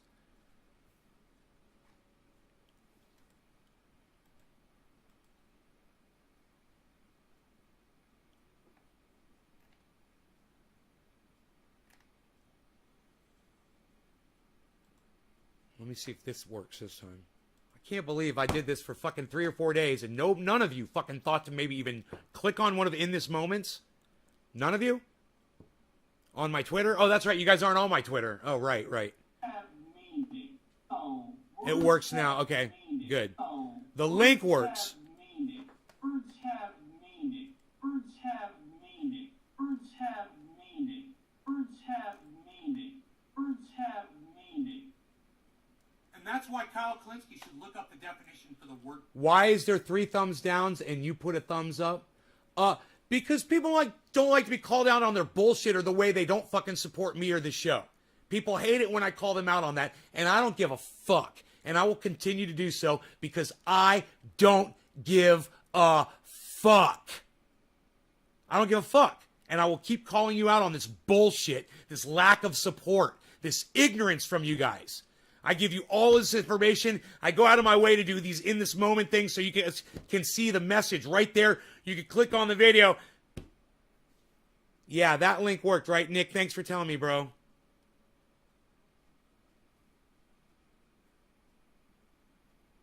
Corrupt. Because then he's going to find out the meaning for corrupt. So now I'll have to share. It's not as easy to share. I thought that if I shared it from my cell phone, I don't know why it didn't work on Twitter. I don't know why it's not translating over. That link didn't translate over. I don't know. Not only accepting money, but as well as personal gain. And when you're sitting here saying that Jimmy Dore, who you don't get any real personal gain from, right, is guilty of sexually harassing Anna Kasparian, who... Here it is. This is the part. So this guy on Twitter noticed that this was not what I was talking about when I put up an In This Moment video on Twitter. He tweeted at me. He said, hey, man, that is not, there's nothing in that. He's like, there's no moment there for me to check out. The video is 3 hours long. I don't know where it is. None of you thought to maybe tell me that they weren't working. None of you thought to maybe click on my Twitter link. None of you. This is sad, but as long as you're uncensored, they're not going to give you an audience. It's 1984. Billy, you've always had faith in me, just like I've got faith in you. I will get my audience, bro. I know I will. I'm really good at doing this. I'll get my audience. Mark my words, bro. I'm going to get my audience. You'll see. It's not y'all. You know, it's not you guys. It's not the people that leave and don't support me. It's the people that stay, no matter what, and understand. And like I said, I don't give a fuck about you motherfuckers that don't go on Twitter and help me. You motherfuckers that refuse to just, you know, I go out of my way to put all those In This Moment videos, and you think, fuck that, I'm not going to click on that. Well, fuck you too, motherfucker. I couldn't give a fuck about you. There's going to be thousands of people in the future that are going to find those In This Moment videos, and they will appreciate it, and they will click on them, and they will fucking love the content that I'm giving them, that I'm going out of my way for them for. Going to find out the meaning for corrupt means not only accepting money, but as well as personal gain. And when you're sitting here saying that Jimmy Dore, who you don't get any real personal gain from, right, is guilty of sexually harassing Anna Kasparian, who was sexually harassing Jimmy, and Jimmy was only saying, hey, you're sexually harassing me, you fucking dumb cunt. See, that's the gist of what the guy wanted to hear, is I'm calling Anna Kasparian out for her sexually harassing Jimmy, because literally that's what you're doing. If you're flashing someone in the workplace, you're sexually harassing them. She's the sexual harasser. I'm right. I'm 100% factually correct about this, right? And the fact that nobody in my audience really wants to talk about it or support me on this or whatever, like I said before, I don't give a fuck about y'all. I know in the future people are going to hear this, and I'm going to get my audience, whether you guys want to talk to me about it or not. The people that really support me in the future, not y'all, not you fucking cunt bitches, but the people that really want to support me, that will really click on my links, will really listen to the words that I'm saying. You know, not people like Mark that fucking ignore me, but people in the future that are going, man, this guy is right about everything. That's where I'm going to get my audience, and they're going to be way smarter than you motherfuckers are. You guys are fucking pathetic. And for you to spin that narrative into somehow Jimmy is sexually harassing the harasser, you're gaining your status with the Young Turks, who you view as to be more powerful with their big 5 million subscribers. They got 5 million subscribers to Jimmy Dore's 1 million. So you're going to go with the 5 million because you're corrupt, Kyle Kulinski. Hey, Kyle Kulinski, guess what? You're corrupt. You're literally lying for personal gain. That's corrupt, and you're it. The word corrupt means something very specific. Yes, it does. I could go on and on and on and on and on and on and on about this, guys, but I am so unsupported by you. At this point, I just don't give a fuck about doing the show anymore. So I love you guys, the 12 of you that are here. I love you guys. Who are the 12? Who are my 12 people? Hippie Chick, Billy, Trendy Nick, Henry, J-Bone. I got 5. Who else is still here? Who's the 12? I got 5. Who's the other 7?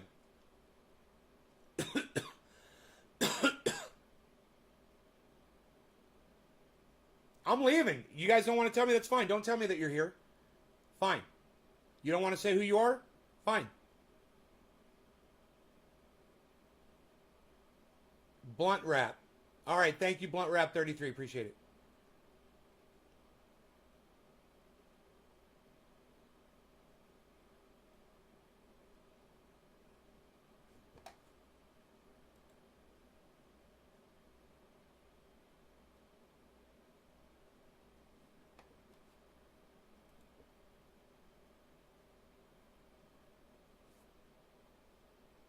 All right, fine. Don't say anything. Bye. Thanks, J Bono Mariner. Take care, buddy. I appreciate you. Hey, Woodchuck Montrose, you're here. Oh, Josh G, you're here. Okay. Okay, good. That's 3 more. All right. So there's Dom. Oh, hey, Dom. Wow. Huh. I didn't know some of you guys were here. I like to know who my real supporters are, and everybody else can go fuck themselves. They're going to miss out, and I don't give a fuck. Fuck everybody else. But you guys, I appreciate. I love you guys. I could have kept going. I could have kept entertaining you guys for hours this morning. But I have such a lack of support from my audience members, from the people who should be fucking kicking ass for me, that, you know, I'll just wait. I'll just wait for my set to come in, man. And I know my set is going to come in. You know, I'll just wait for it. You know, and in the meantime, all these non-supporting cunts can go fuck themselves.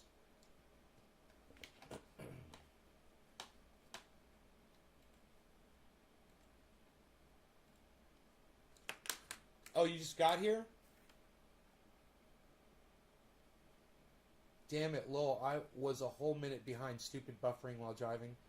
No, I waited for you, Josh. Actually, I was going to shut the show off. And then I thought about the 12 of you that are still fucking here, and I wanted to see how many of you would actually say that you are here. I'm sure Randy Church is probably here too. And I'm glad you guys spoke up to tell me who was fucking here. You guys weren't really talking too much earlier, but I'm glad. It's good to know who the people are that actually do support the show. Because like I said, as I go and I review an older show, man, they're fucking hilarious. I enjoy them. I can't imagine why anybody would stop fucking watching. You know? But,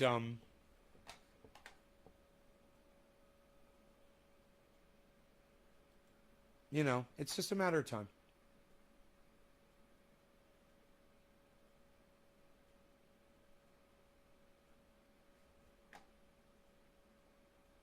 Okay, let's watch this. We gotta watch this, man, because this is the whole door-to-door thing.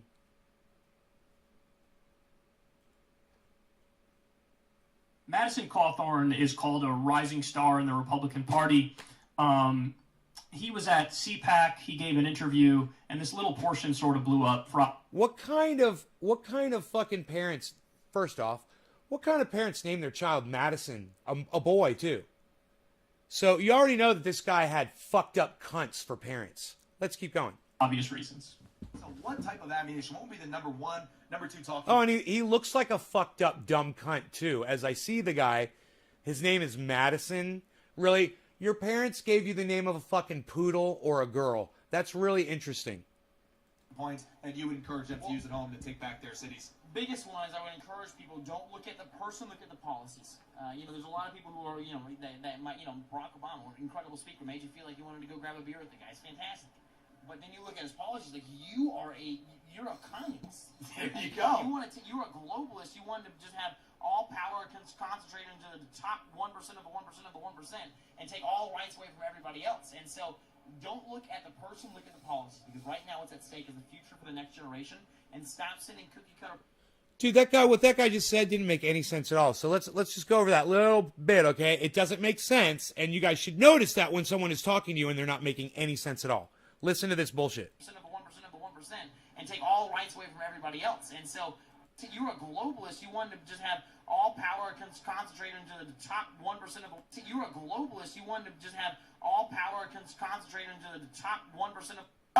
You're a globalist. You wanted to just have all power concentrated into the top 1% of the 1% of the 1% and take all rights away from everybody else. And so, you guys, the guy doing the interview, he realizes it too. Okay? So I'm going to show you the moment that the guy realizes, the interviewer realizes that the person he's interviewing just made a point that does not make sense. You will literally see this, okay? Watch this. This is great. Watch this shit. Why isn't it giving me a number here? Okay. All power concentrated in the top 1% of the 1% of the 1%. Get ready. After he finishes saying 1%, watch what the guy sitting there does. Watch as he looks away and kind of contemplates what the guy says. And take all right. Boom! Boom! What he's doing right there, guys, he's looking away from the guy. He thought about what he just said, and he's like, that didn't make any sense at all. See how he's looking away? Look, he's totally looking away from the dude that he's supposed to be interviewing and paying attention to. Because what he just said to him didn't make sense, and he had to look away and think about it for a second. And that's what he did. He focused on the comment the guy said, and he's like, whoa, that didn't make any sense. The guy's like, you're a globalist. And then says, that means that you want all the power to go to the top 1%. That's not what a globalist is. That's not what globalism is. Wanting all the power to go to the top 1%, that's a Republican or a Democrat. You know, that's just if you're either a Republican or a Democrat, that's what you want. That's what you vote for. You voted for it. You voted for Joe Biden. You voted for Donald Trump. You want the power to go to the top 1%. That's what both of them do. That's not a globalist. Was Donald Trump a globalist? No. Did he want the power to go to the top 1%? Yes. Do those two things have anything to do with each other? Absolutely nothing. Being a globalist means you want the whole world to come together in a world government. You want everyone to be on the same page. That's globalism. You guys know what that means? Understand? You understand that wanting the power to go to the top 1%, well, that's just a fucking douchebag. You know, that's just a fucking Democrat or a Republican. Right? That is, a capitalist. You know? Capitalists believe that whoever has the most money should win. Good morning. Bees is here, everybody. Bees. 9:37. He is making an appearance. Hey, good morning. Hey, buddy. Hey, how you doing? How you, musclehead? Huh? How you doing, musclehead? That big musclehead. Oh, you're beautiful. Oh, yeah. Yeah. Why you beasling? I made him this nice bed over here to lay in.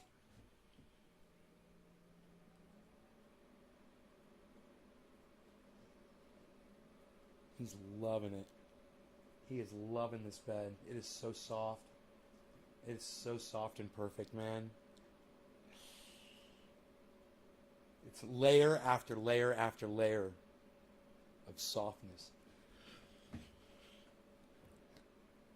Jen Psaki sometime?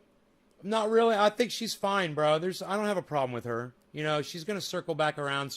That's really all you could say about her. She's a lot better than those fucking morons that did it for Donald Trump. But, you know, I really don't have much to say about her. She's doing her job.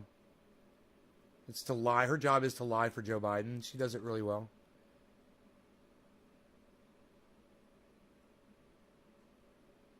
I mean, she's not bringing out binders and folders of fucking lies like the Trump administration did. And just some of the stupidity that came out of that stupid cunt. That blonde little fucking cunt bitch. Cunt. It's like I can't say it enough. That was the one for Donald Trump. Oh, man. Better than her. Anyway, look at this guy. Looks at this guy, looks away, and tries to contemplate what this guy just said. rights away from everybody else. And so power concentrated into the top 1% of the 1% of the 1%. Oh. You want to? You're a globalist. You want to just have all power concentrated into the top 1% of the 1% of the 1%. But then you look at his policies, like you're a communist. There you Like, go. You want to? You're a globalist. You want to just have all. So a communist and a globalist is the same thing? No. So do you hear what he's saying? This guy doesn't make any sense at all. He's literally saying that a communist is a globalist.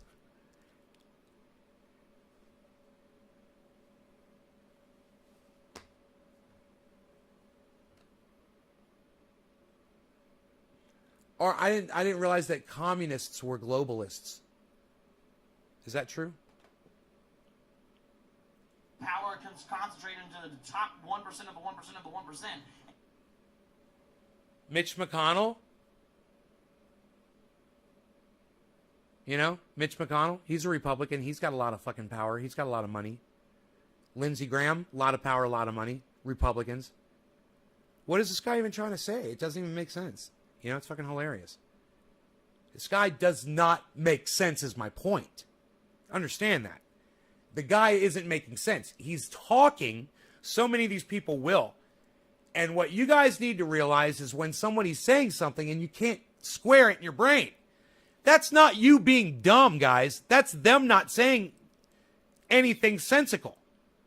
So you need to realize that, and you got to be smart. Stop it, pause it, play it back, listen to it, go look up the definitions of globalism, and then go look up the definition of communism, and then go look up what it means when somebody wants the power. Oh, that's the oligarchs. Yeah, oligarchs aren't globalists. Trust me, man, it's totally different. Oligarchs are the ones who want all the power to the 1%. It's got nothing to do with globalism. That's fucking hilarious. Two totally different things. Now, you could say that there's oligarchists who are globalists, and you can say that there are globalists who are oligarchs. But hey, there's a reason why there's two different words for those things. They mean different stuff, you dumbass. You know? It's like, duh. He's trying to throw all these words into the same definition of, that means the 1% of the 1% controls everything. No, bro. The 1% of the 1% of the 1% already controls everything, you fucking idiot. It's not that they want it that way. It's that that's the way people like you already have it, and you're trying to keep it that way by doing this whole back and forth thing, blue, red, blue, red, blue, red, so nothing ever gets done. And that way the top 1%, like you're talking about, keeps the power. They already have the power, you dumb fuck! You stupid fucking... Rob Mulligan, what's up, buddy? How's it going? I'm walking around work and all of a sudden I hear Nay yelling. Johnny Jackhammer. I'm giving him the jackhammer, Johnny. Market globalism advocates promise consumerist, neoliberal, free market world. Neoliberal? This ideology is held by many powerful individuals who claim it transmits market globalism. Right. That's market globalism. But what about just globalism, bro? A globalist, not a he didn't say market globalist. He said a globalist. I have a feeling those are two different things. Transmit democracy and benefits everyone. So they blame 1%ers or 6%ers. So it's the opposite? You're saying that market globalists blame 1%ers? So he's literally just said the opposite? Huh. Isn't that weird? Billy, thank you for researching that. That is so weird. Robert Mulligan is here, everybody. Hey, let me tell you about something, Robert Mulligan. Puff Tough. What, son? That's the goddamn Puff Tough right there. It is the Puff Tough right there. That is the Puff Tough. And among other things, Robert, do you know what this is, Robert, right here above my thumb? Your mom. No, besides your mom. Hey, Robert, do you know what this is above my thumb right here? You see that? Let me know. I'm going to come back in 1 second. It's going to be more than 1 second. I've had at least one cup of coffee already. So just bear with me and tell me what that is.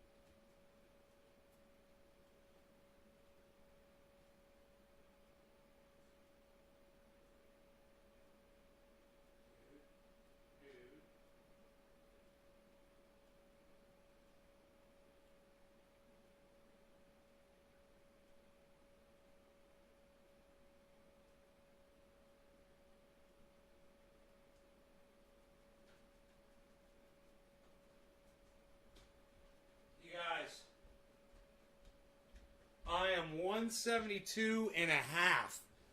I'm 172 and a half with the shirt, the underwear, and the jeans on. Dude, what happened? Robert, no, you couldn't see that? Is there anybody here?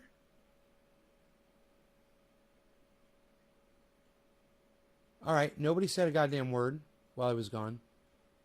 Is there anybody still here? Hello. Are we still live? Hippie chick says woohoo.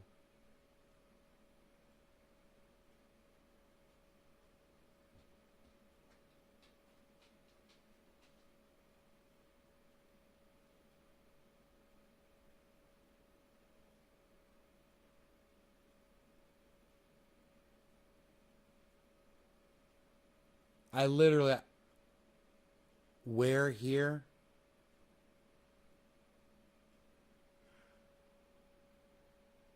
We're here. We're here. Where here? We're here. Yeah, we're here is right. You're waiting on Rob's response?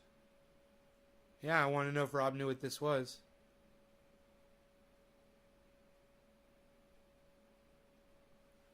But, he never responded. I can kind of make out what it is, but the color is awesome.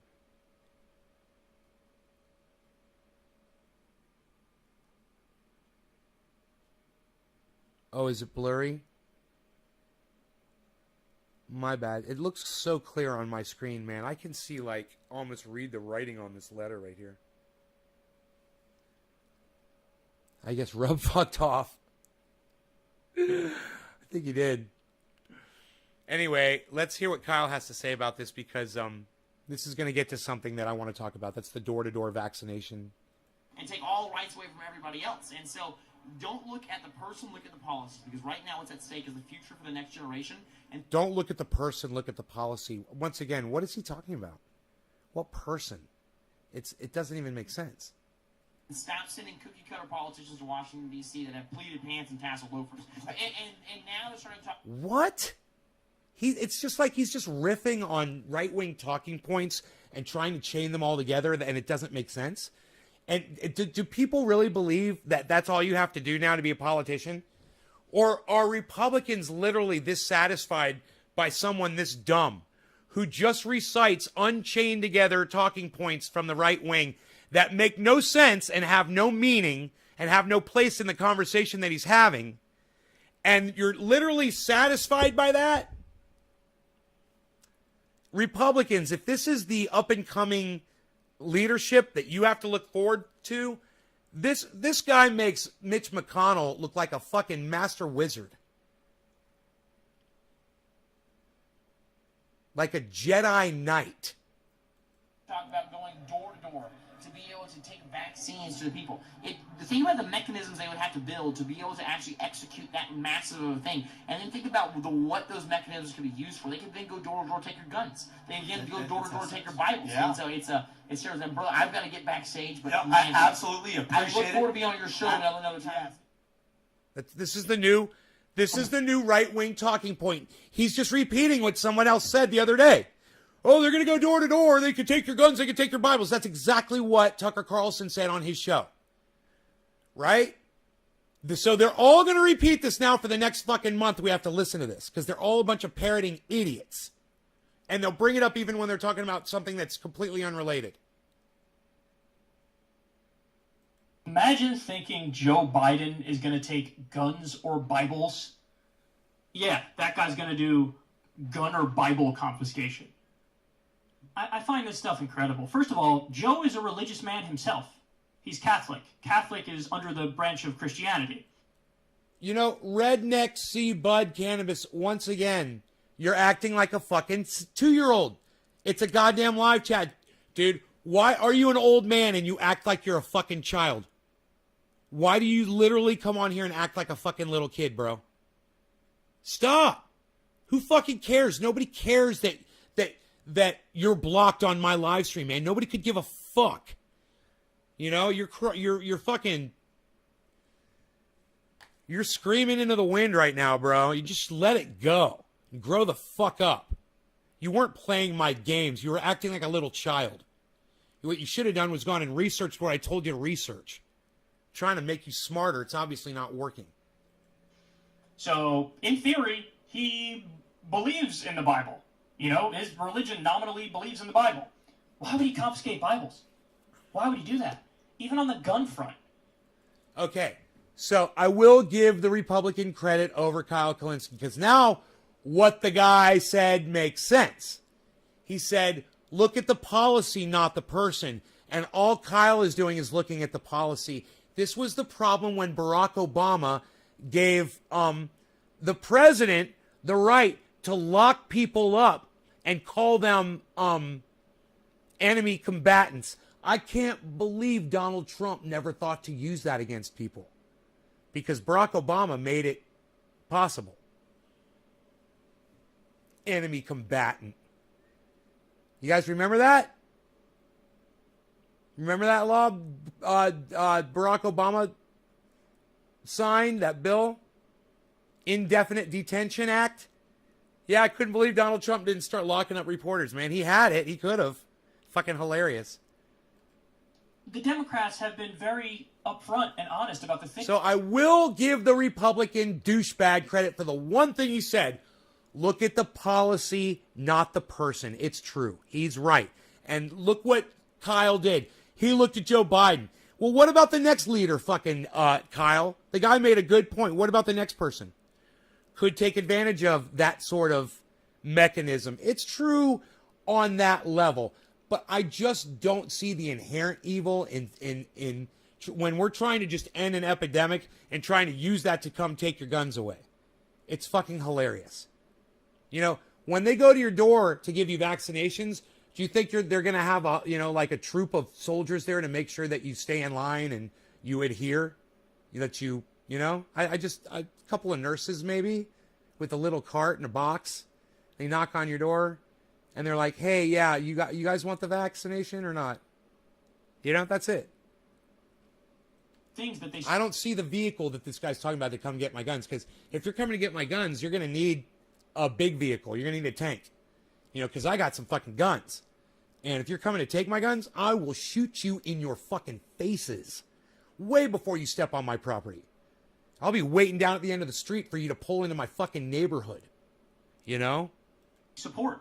And, the strongest pieces of legislation that you'd ever see from Democrats is like ban on just assault weapons, ban on high-capacity magazines, universal background checks, things of that nature. Things that will still, we have hundreds of millions of guns in this country, and most of them would be totally left alone. And, by the way, none of the regulations are retroactive, so it's not like hey, we're going to ban assault weapons, and so if you already have them, we're going to like come and take them from your home. No, it would be from here on out. They can't sell them anymore. But I don't even think they're going to be able to do that. So this conversation is null and void. It's a moot point. Like, none of that. And on that, I agree with what Kyle is saying. I totally agree with Kyle on this point, that they are not going to try to use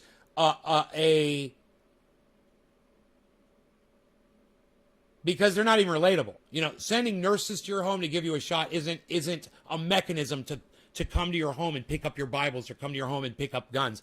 It's silly. It's just silliness. You guys need to realize this. And I just want to tell everybody that walks out of here, you're acting like a child and stop lying. Yeah, whatever, dude. Get the fuck out of here. I'm blocking you again. Get the fuck out of here. You can't shut your fucking fat fucking stupid mouth. You know, when you start acting your age, bro, let me know. You know, when you start acting half your age, when you start acting a quarter your age, bro, let me know. You're literally acting like you're 5, 6 years old. Like you've gotten in trouble in kindergarten. You do. I will fucking kick you the fuck out of my life, motherfucker. Keep it up. That's going to happen. But this is what I'm talking about. These people live in a fantasy world. I have 1,000 criticisms of Joe Biden, and I voice them on the show every day. But look at the kind of criticisms coming from the right. Oh, because they want everybody to get vaccines, that same program used to vaccinate people is going to be used or can be used for gun confiscation or... He's correct here. Kyle Kalinske is making an excellent point here, and I totally agree with him on this. There is no way the mechanism to go door to door to give you vaccines can be somehow implemented to also come try to get your guns. It's not the same type of mechanism, right? You're going to need an army to go to someone's door to get their guns from them. You know? Bible confiscation. Stupid. Just stupid. Stupidity. It's from the so right. Absurd. The thought that Stupidity ever from the crossed right his wing. mind He's right. is pathetic. Never mind the fact he actually said it. He said the words out loud. Embarrassing. And then I find it hilarious that he says, look, my advice to everybody is don't look at the person, look at the policies. Because I agree with that. But then he goes on to not mention any policies. What does he say? Obama's a communist. Right. He's only talking about one policy. He's talking about the policy is going door to door to give you vaccinations. He doesn't need to mention a policy, Kyle, because that's the policy of topic. That's the discussion. So when he says, don't look at the person, look at the policy. When he says that, he's talking about look at the door to door. He says, don't look at Joe Biden because Joe Biden's not going to come take your Bibles or your guns. Look at who the next person is that's going to, and it's, you can't, Kyle is making such errors lately in his show that it's become so easy for me to call him out. And I'm not a very focused, deep thinking person, but at the same time, he's fucking up really bad. Barack Obama is a communist. Barack Obama. Right? Now, this is what my point I was making when the guy was trying to say globalists and communists, and it's somehow related to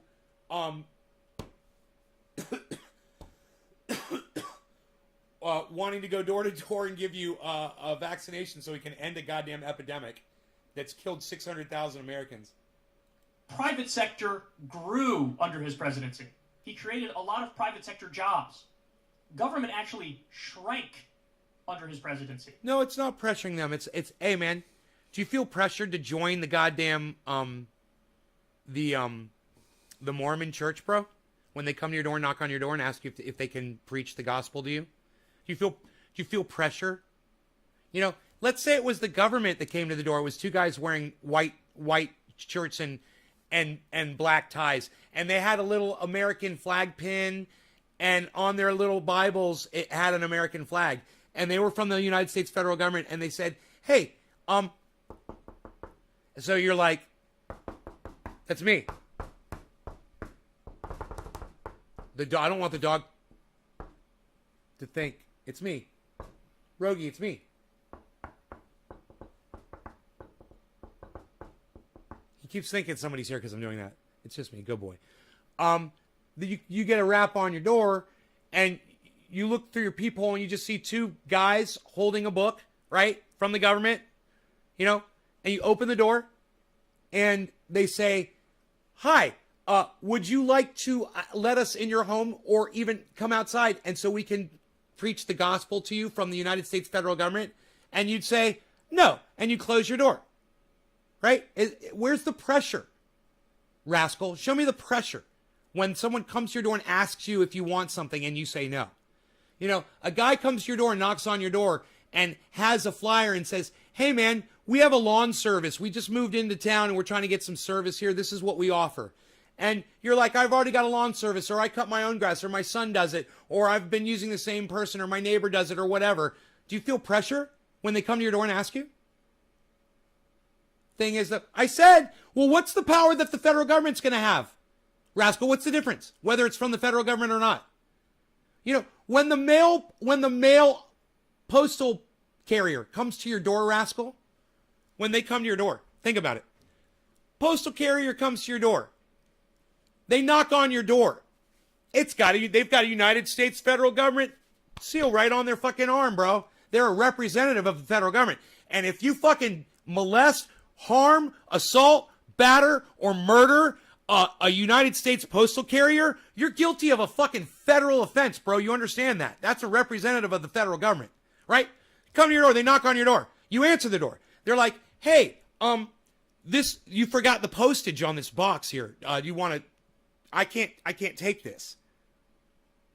Do you feel pressure because it's a federal government employee? Explain that, rascal. It's different for you on the U.S., but in Canada, they are pushing a Vax passport. Bro, I got a Vax passport. What's wrong with the Vax passport? I got one. I love it. I can travel, and I don't have to worry about fucking infecting people on an airplane with my ignorance and my hypocrisy. I got my vaccinations. I'm good to travel. If you don't want to get a vaccination, you don't deserve to be traveling, motherfucker. You're putting the whole world, I don't know if you've noticed this, but we're in the middle of an epidemic right now, and everybody needs to take personal responsibility. Okay? That's just the way it is, man. You know, if you've never had personal responsibility in your life, come on, wake the fuck up. No, it's not. No. You know what divides people? Ignorance and hypocrisy. That's what divides people. You need to wake the fuck up, bro. You need to stop being so fucking hypocritical. You think you're not getting a vaccine? Is that what you are? You're anti-vax? You think you're somehow helping the world by keeping your rights? Dude, I got my vaccines. I still got my rights. I got my guns. I got my cannabis. I got my home. I got everything I'm broadcasting on the internet every day.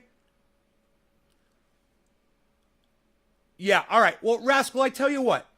Go complain about it somewhere else. You're now added to my block list, and I don't need this kind of anti-vax rhetoric on my live stream, mainly because it's just not true. You're just an idiot. There's literally 99%, more than 99% of the people that are dying from COVID in the hospital are unvaxxed cunts like you and your unvaxxed cunt family. So get your unvaxxed cunt ass out of my podcast. All right? Like I said, man, it's like an orgasm after one of those, man. I feel like a bong rip, you know, like an after sex toke, if you will. Whew, it was good for me. Was it good for y'all? I can feel it. Can you guys feel it? Can you feel that energy? That electricity in the air? Dude, there is something about a troll allowing me to fucking pontificate and make sense and make points. And I don't care how hard you're trolling or who the fuck you are or what your intent is. What always results in every interaction with every fucking troll bitch on here is I end up using them to stand on like a platform to announce stuff to my audience. I stand on their shoulders. I stand on the shoulders of trolls to get my message out to more people. Because if it weren't for that troll piping up in my podcast, we wouldn't have been talking about that, you know? It's actually a really good thing. I want another splash of Covfefe. He didn't nationalize dick. He didn't give nationalize dick. Workers the means of production. Dick. I fucking love it. On what planet is he a communist? These people are so disconnected from reality. It's unbelievable. And then his reasoning, by the way, is, oh, he's a communist because he wants to grow the 1% and give all the power to the 1% of the 1% of the 1%. What? And what do you think Trump did? I mean, Trump, his biggest legislative accomplishment was a tax cut bill where 83% of the benefits go to the top 1% in the long run. By the way, I'm not even arguing that Obama didn't help the 1%. He did help the 1%. But number one, that doesn't make him a communist. Number two, the Republicans are just as bad, if not worse, when it comes to serving the 1%. Who are you kidding? Unbelievable. Unbelievable. Rising star in the Republican Party. A guy who completely talks out of his ass and says insane things. I don't understand how this has appeal to anybody. I don't get it. You know? Even this, he's supposed to be part of the new, like, populist right or whatever. Well, I'm going to take a page from your book, Madison. I'm going to look at the policies. I'm not going to look at the individual. So Josh Hawley, who's supposed to be like the leader of this populist right, you know, resurgence or whatever, he wasn't even for a $15 minimum wage. Populist right, my ass cheeks. He's not even for a $15 minimum wage. He's not even for the PRO Act, which is pro-union legislation. He's supported like different right-to-work laws, which is anti-union legislation. You're not populist if you're not for raising the minimum wage and you're not for unions. You're not populist. So when you look at the policies, there are no elected populist right people. So this is frustrating, and we're going to have to deal with this guy for however many decades, which is God, right? annoying. Until he becomes the president of the United States. This is our future, man. This is your future. Those of you that are younger than me, I'm going to be long gone, and I don't know if the planet's still going to be here. I mean, if the human race is going to be here or not. I really don't. I don't think they are. But if they are, man, and government still exists in 10 years, man, oh, fucking 20 years, these motherfuckers become president leaders. Oh, I don't want to think about it, man. You know, Marjorie Taylor Greene and Robert and fucking. Oh man, what a bunch of fucking. Ugh.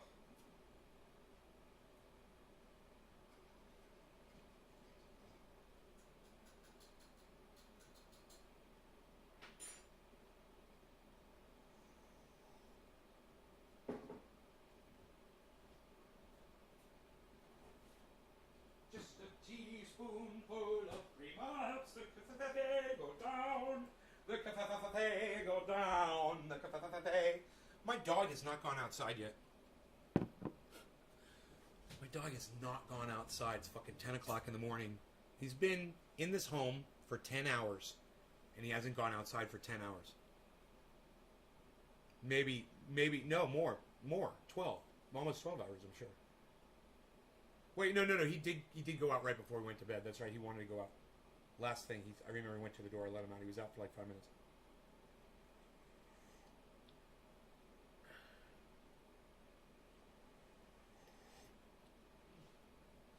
When they haven't even done enough math. Right, Billy. There's a lot more than 1% of people that are wealthy. That are in that position that they just don't give a fuck about you. Hey, man, there's people out there, they got $3-4 million.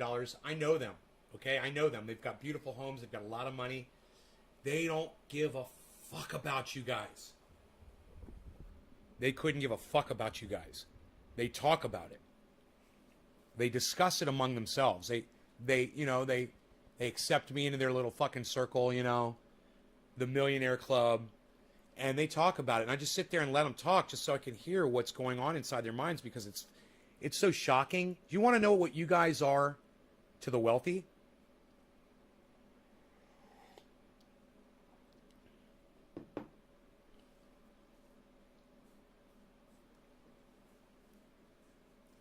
You can either serve them as the help, and that gets you in somewhat, or you can be the dirty people out on the street. And that's what you are. That's how they look at you. You're vermin to them. And there's exceptions like me. But boy, oh boy, man, you know, there's exceptions like Jimmy Dore. There's not a lot of them, man. You know, Jimmy Dore is a pure person. He is of the purest. He says that he can be bought off. He's like, if they give me $30,000 a day, I'll fucking lie like Rachel Maddow does. But nobody will have me. I don't believe it for a second. I don't think Jimmy Dore could be bought. I don't think you could give Jimmy Dore $1 million a day. And I think Jimmy Dore would look at $1 million a day to lie and misrepresent himself. And he'd just be like, you know, I got everything I need in life. I don't need $1 million a day. Just like me. No one has ever contacted me and offered me money so I would say something that was opinion-based. You know? They never have. It's just not. They're like, hey, man, you give you $1,000 if you talk about this or you talk about that. It's never happened. I would be shocked if it did happen. But, you know, I don't have a platform, so it's, I mean, I wouldn't have been surprised if it would have happened back in the day when I had the platform. But now that I no longer have a platform, you know, it's not worth anybody's money. It's their message isn't going to get heard by it. And that's what's so funny is so many people come in here, so many little trolls and things, and they think that posting things in here or talking to me about certain, like somehow it's going to make it, like people are going to hear it. Like they treat me, some of the trolls treat me like I'm famous. They treat the podcast like it's viewed by millions of people. And they're going to reach so many people. And I'm like, you realize nobody fucking sees these.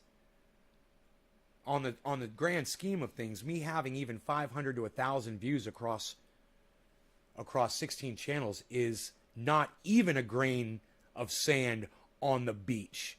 Oh, by the way, I've fucking watched almost all of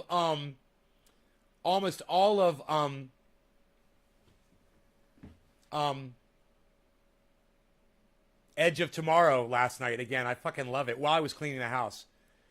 But I sat down with Rogie and watched a good part of it. Man, what a great fucking movie. It's so great. It's a great movie. It needs to be watched over and over and over again. Just like, you know, just like Groundhog's Day should be watched over and over and over again.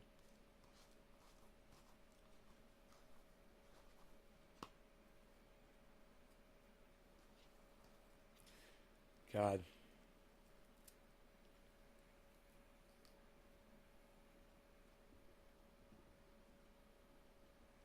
I mean, I think, yeah, is that what it's called? Edge of Tomorrow with Tom Cruise? Dude. Or is it Edge of Tomorrow? Is it?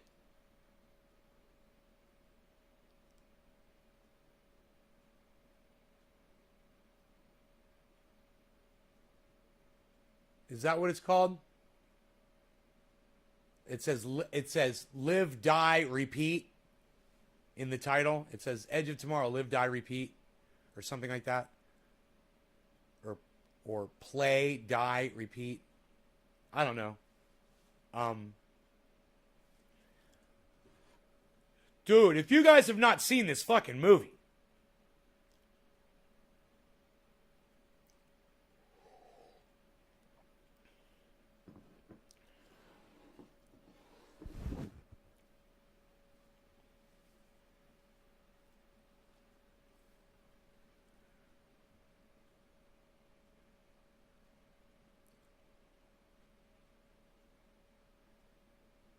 (2014), one of the best movies ever created, man. All around. The plot, right? The amount of thought that goes into exactly how it's all supposed to work. It actually works fairly well. The plot. Usually stuff like that, they kind of lose it near the end of the movie or whatever. But when you think about what they're saying is going on and everything. It all pretty much fits together and makes sense. And it's hard to make something like that make sense because it's impossible. But at the same time, they do such a great job of portraying the plot and portraying what is going on and the repetitiveness of what is going on. And man, it's just, you get the plot, you get the excitement, you know, you get the special effects are fucking great. You know, I got this thing about, you know, the newer movies that came out after it went to 2000s, the special effects were just too goddamn fast. And this was one of those movies where the first time you see it, dude, it's way too fast. You know, the special effects are way too fast, and it's very hard to keep up with what's going on. That's that whole X-Men, what's that? Not even X-Men, it's the, I want to say Autobots. Those, you know, when those things were fighting, when those Autobots and shit were fighting, Transformers. Those fucking Transformer movies. You can't keep up with the action. The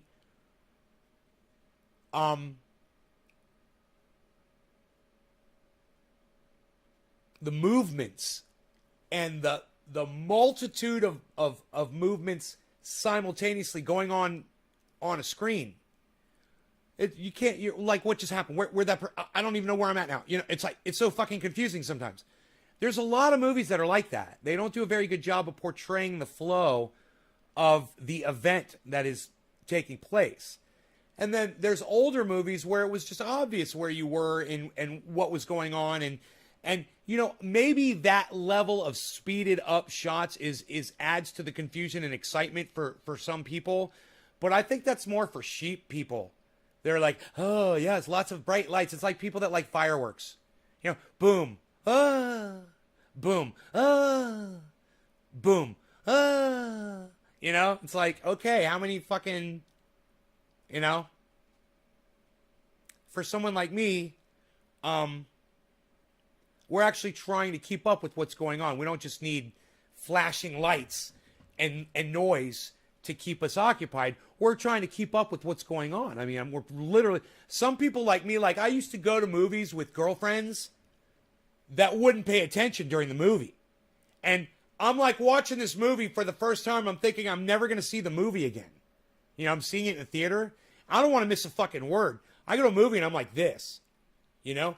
And if there's a scene that's a long, drawn out, obvious, they're panning across the thing or whatever, and that's would be the moment, you know, to if you're trying to whisper something or whatever. But for the most part, man, I am just boom. And I had ex-girlfriends, man, we'd go to a movie and they literally just weren't paying attention. So we would get like halfway through the movie and then they'd start asking me all these questions that you know all the answers to because you were paying attention and they weren't. So you answer all and you're like, okay, what's going on here is they were already in there one time. Now they're all come back in there. That's why they all know what's going on. Oh. You've watched Edge of Tomorrow 3 times? You need to watch it at least 20 times. That movie needs to be watched at least 20 times.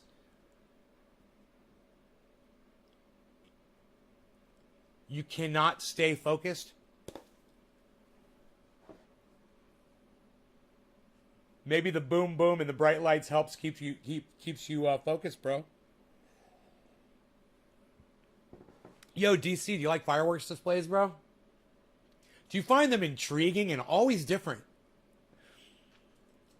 You know, someone says, you know, they come up with new patterns and there's new designs. I'm like, oh, so it's always something different? And they're like, yeah, it's always something different. So it's not always fireworks being shot up in the air and exploding and making a loud noise. It's not always that. Oh, I guess it is always that, isn't it? Well, yeah, it is. It's kind of like you're looking at a painting, but this time it's a different painting.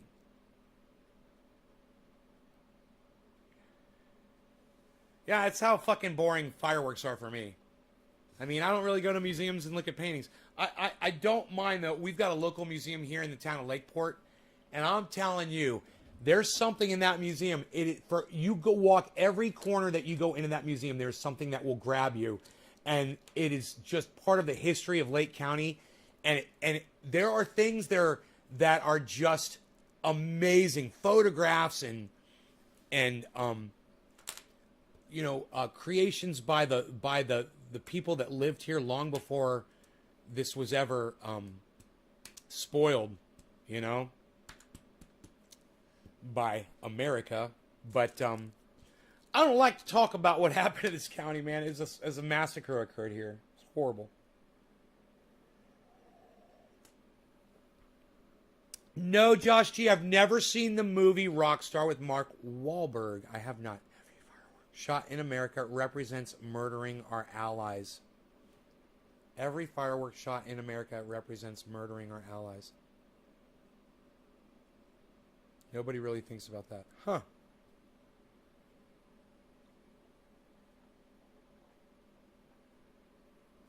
From the Star Spangled Banner.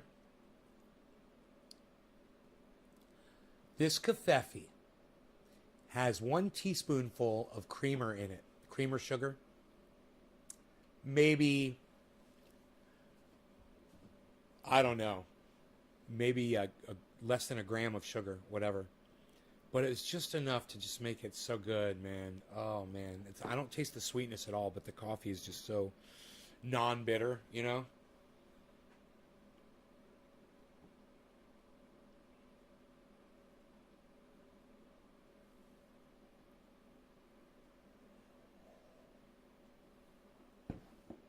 My cat wants me to feed him. He's outside because he's a dirty little fuckstick. He goes out there and rolls around in the dirt, and then he comes inside and drags his dirt all through the house. Did you get clean yet, buddy?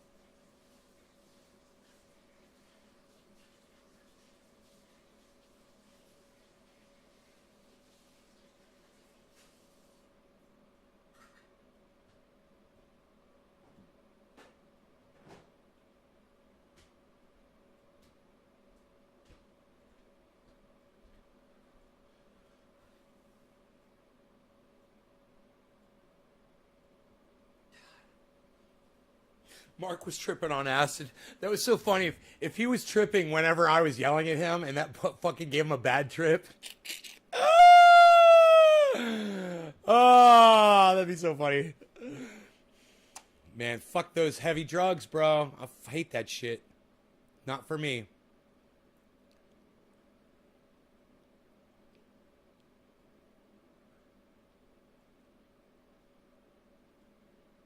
Oh, it's Russell Brand, Billy. I won't click on that because Billy is here and I love Billy. I love Billy more than I love Russell Brand. Way more.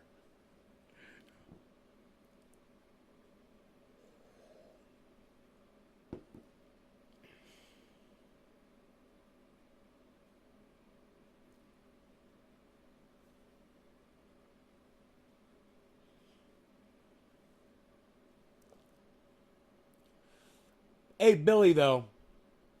No. Will you tell me why you hate Russell Brand so much, though? Because I love you, bro, and I want to know why.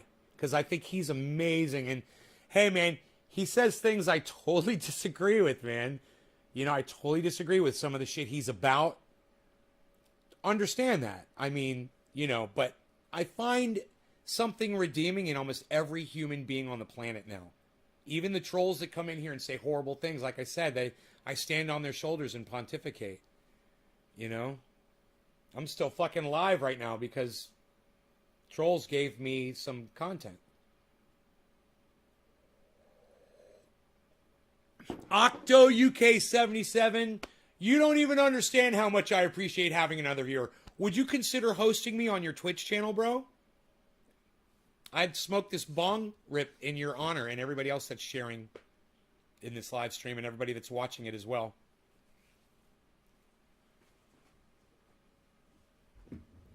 I mean, I find redeemable stuff in Ben Shapiro. I find redeemable stuff in, you know, I can't say I find anything redeemable in Mark Dice or Steven Crowder, who I think are the exact same person. I think Steven Crowder and Mark Dice are the same person, on different days of the week.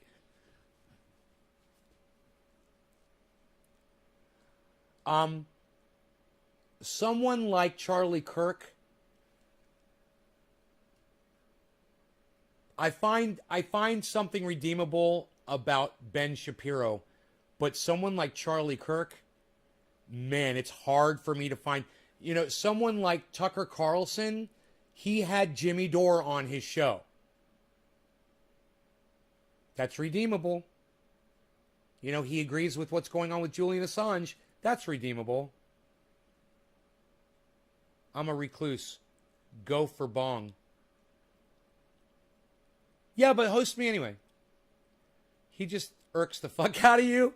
He's the kind of guy that would wear a thermal shirt and sit in front of chopped wood for an interview without a bead of sweat. He's fake as fuck, in my opinion.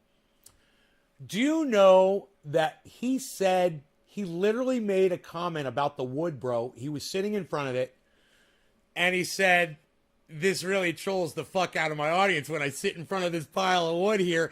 And I got such a kick out of it because, listen, bro, Billy, admit it. Admit it. Come on. Wood's cool. I love it. I got a sawmill. Wood is cool, bro. Wood is cool. I mean, even though that was probably his firewood for wherever he fucking lives, wood's some cool shit. And, you know, we've got that. That's redeemable. He's got the wood, bro.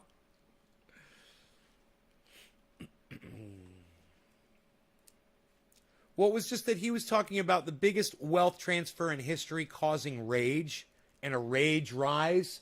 I wanted to hear him speak about that, but I wanted you to listen to it as well. If you're not that disgusted by him that you can't listen, I might not listen to the whole thing. I just want to hear the gist of what he's saying probably and maybe move on to something else. But I am kind of curious. If I had a stream, I'd host you, but for now, I will just chill with you. Octo. Oh, you can't do it? Okay. All right.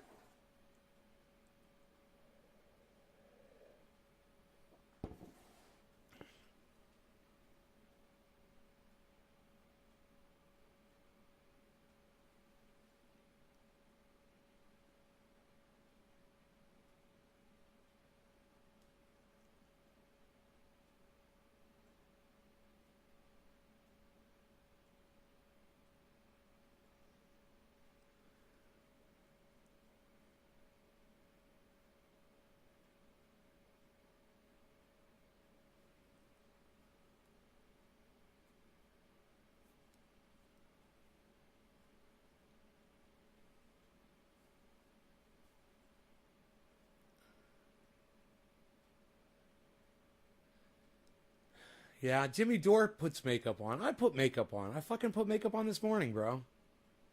I use makeup. I keep it real, but I know people don't want to look at little red spots on my fucking face either, you know? And every once in a while I get one, man, and I'll try to cover it up so it doesn't distract you guys. I'll use makeup, not like Jimmy Dore does. I mean, Jimmy Dore puts it, he fucking, and so does Graham Elwood, man. They put fucking, I guess that's called base, or you would know. Billy, you know what that's called. It's like a pre-makeup. it gets the shine off your face. I think they call it base or something. But Graham Elwood does it. Jimmy Dore does it. It's fucking hilarious. I don't do that. I fucking do fucking touch-up work, man. I do like touch-up work. Makes an even skin tone. Yeah. I don't do that. You guys get my skin tone with all the beauty of the tonalities of it. But if I got a fucking cyst or a zit, man, it usually gets a dab. Just a little dab. A little dab of some cover-up, some C4. A little bit of C4 my sister gave me years ago. I still got it. I'll use a Q-tip or something. And I'll just dab it on.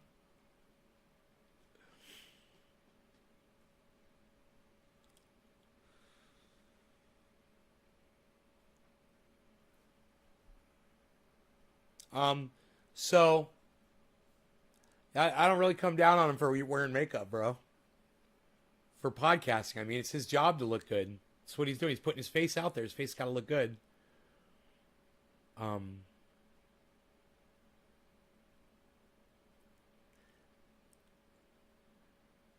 But I could pick him apart too. I mean, there's things about him I don't like either.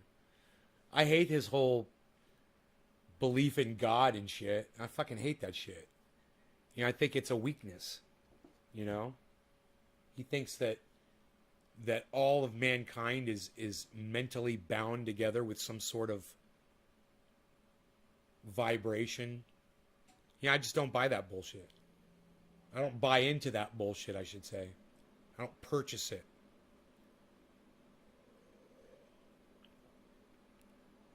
The salicylic acid? Oh, you do skin peels, bro? Really? J-Bone, $3. Thank you, bro. Parrot character punching the air with fist and bump written on his knuckles. Fist bump. Fist bump. Fist bump. I'm guessing it's something like that. The parrot character.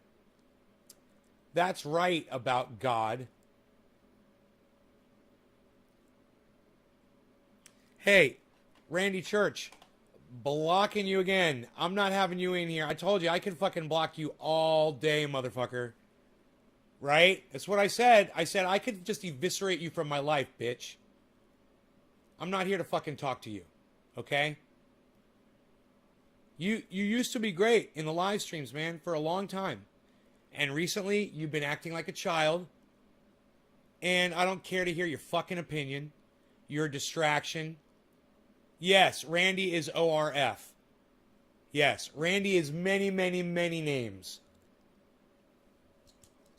And like I said, there was a time when I was seeing growth and I was really happy. The other day he contacted me, he said, hey man, I was driving, my daughter was kind of playing telephone between us, and I apologized. And I was like, no problem. Not at all. But, you know, then he comes in and he says some very sideways things to me. And I don't give a fuck what his belief in God is. And if he disagrees, I'm not here to argue about it. I'm not here to argue the existence of God. I know I'm right. And I know you fucking idiots that believe in God are wrong, and that's up to your idiotic selves to believe in it or not. And I don't give a fuck if you do or don't. All I say is don't come in here and try to throw it in my face like Randy just did again. You know? You guys want to believe in God? I'm cool with that. I think my friend Rob does. You know?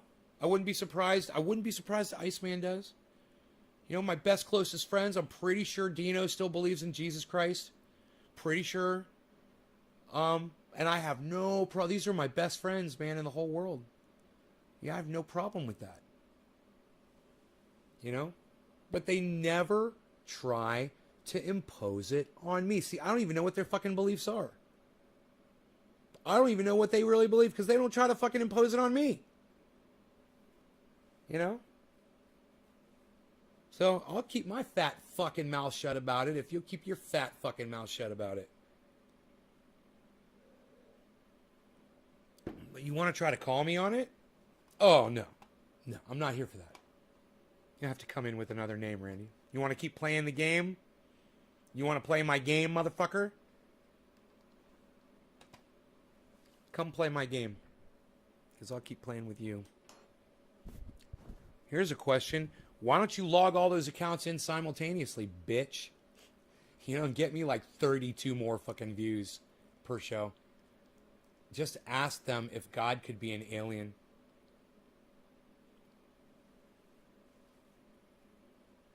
Dude, the whole thing about the simulation thing,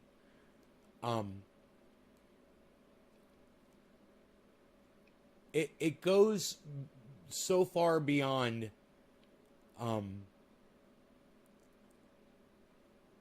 let me just, people who say it's a simulation, it's the exact same thing as saying it was a god. That's all simulation is. There's a god that created the simulation that we're all in. You're just anybody subscribing to the simulation theory, anybody that's gone on Joe Rogan and talked about the simulation as if they believe in it. Okay? I'm not saying people that are explaining what the theory is. I'm saying people who subscribe to that bullshit, you're just as stupid as every religious moron out there that thinks that their God is the right God, but everybody else's God isn't. Your God is the theory of a simulation. That's just, you just call it a simulation. That's your God. You're just another fucking religion. Just like these flat earthers, their God is a flat earth. You know? Gods come in all shapes and sizes, but the one thing that they all share in common is none of them exist and they're all a fucking lie. I will smoke to that. Someone fucking share that bitch on the goddamn internet. Cheers, everybody. I want to thank everybody that's here. I'm so glad that I stayed live, man. I was a little discouraged earlier. I almost stopped the show after an hour because there were just a few people here, but I hung in there. You guys hung in there, and everybody that's still here, especially my core 12 people that were here, we built it back up again. I love you guys. Thank you. This is for all of you that are here watching this, and everybody in the future that watches this show, too. I hope you guys get more than just, you know, a laugh out of these shows. I hope you get some education and enlightenment as well. Cheers.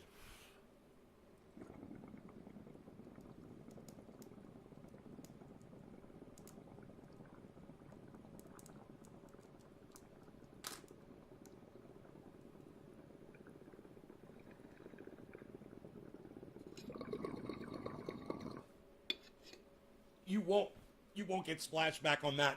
It's beautiful. It's a beautiful day.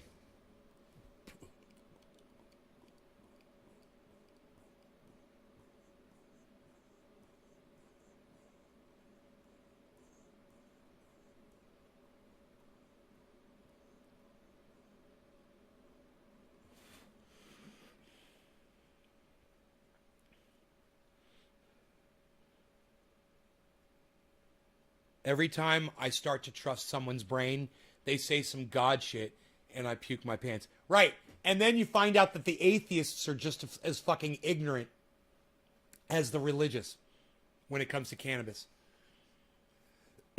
And you're like, you guys are just as stupid. You know, you guys are just as fucking ignorant.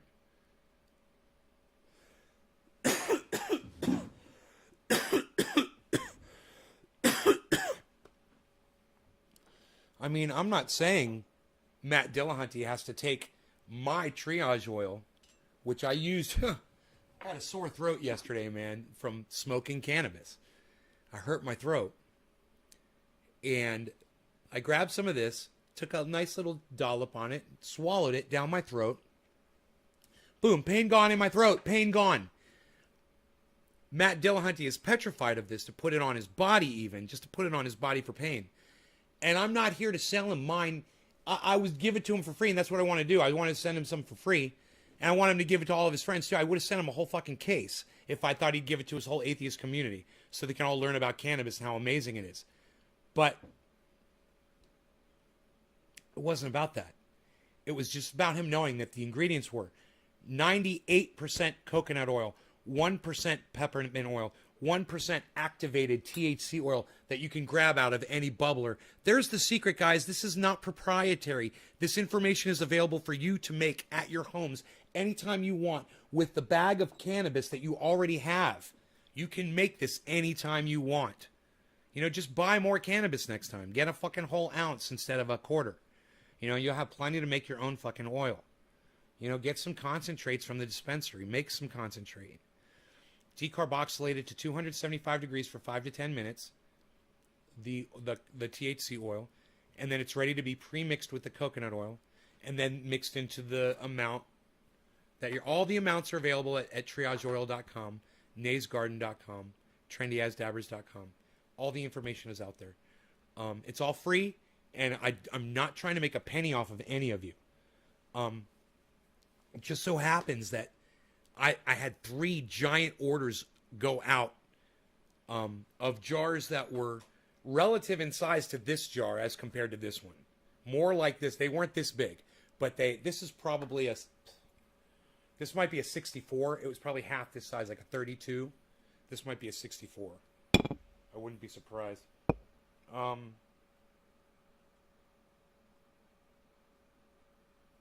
But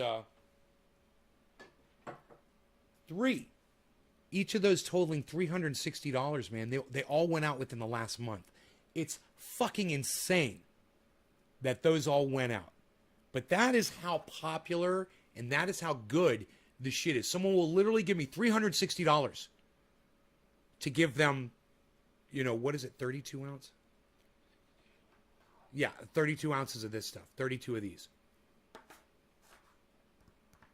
Is that correct? I think it is.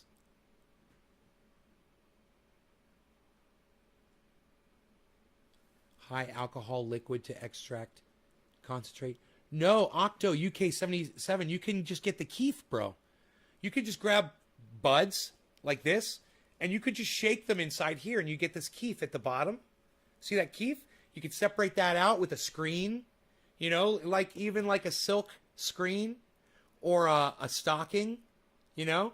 You can separate the keef out on a mirror, take that keef, heat it up inside a frying pan with a little bit of coconut oil, melt it down, melt it together, get it to 275 degrees just for a few seconds, actually, because it's a small amount. Boom, there's your active ingredient. 15 drops. 30 drops. 30 drops of 50-50. 15 drops of THC oil in this, and you got 1 ounce. Yes, THC crystals. Yeah. THC crystals. They're called trichomes. They collect. It's called keef. It collects at the bottom. You get a grinder if you're grinding your buds.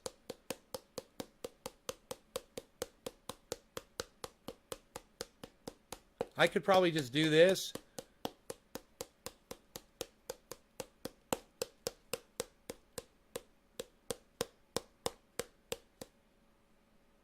Here, there you go. Look. That's just a quick example.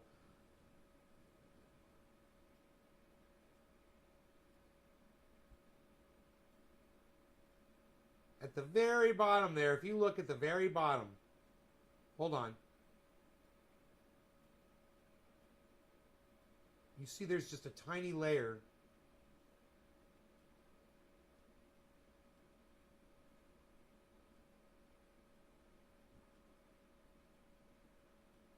Here we go. Here we go. Look at the very bottom. You see the sand at the very bottom? That's not sand. Those are crystals. That's literally keef at the bottom of this container. You just, all you'd have to do after doing that is reach in here with your hand and just pull all the flour out. Pull all the flour out very carefully and put it in another container. And what you got left down there, you pour that onto a silk screen over a mirror. And the sand, the trichome heads will fall through the silk screen onto the mirror. And all that flour you could put back in your flour thing. And literally, you just have, if you guys start using these, I mean, if I showed you the True Black container, because I'll bet you this one's going to be full of fucking keef. Look at this one. Look at this one, guys. Uh-oh. Hold on a second. I just accidentally shut my monitor off. Let me just check the power. The power button, the power cable was loose Dude, this little bed I made for Rogan is so fucking cute. The cat's laying on it right now. I need to get a photograph of it. All right, here, check this out, guys.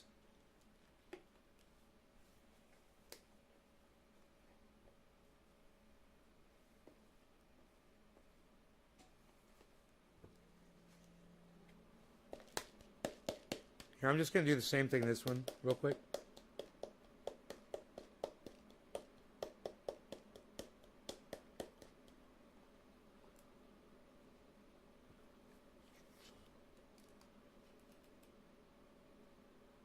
Look at the sand at the bottom of that.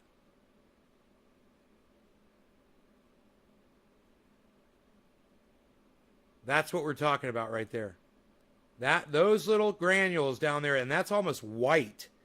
Look at how blonde that stuff is, guys, compared to the Jack Herer. Yes, yes, yes, yes, yes, yes, yes, yes, yes, yes, yes, Phil, yes, Phil, yes, Phil, yes, Phil, yes, Phil, yes, Phil, yes, Phil, yes, Phil, yes, Phil, yes, Phil, yes, Phil. Look, Aiden loves me. Thank you, Aiden Glaucus. I like refried beans. That's why I want fried beans, because maybe they're just as good as we stuff. Would putting some RSO in it be like decarboxylated material? RSO is exactly the ingredient of the active ingredient of triage oil is basically concentrated cannabis oil, which is what RSO is. Concentrated cannabis oil. You could get it right there. You can get it right there. You use one of these, you can just, every time you're done with your, and you guys won't even miss it. Just imagine if you just kept your cannabis in one of these. Okay, let's say this. I'm going to go ahead.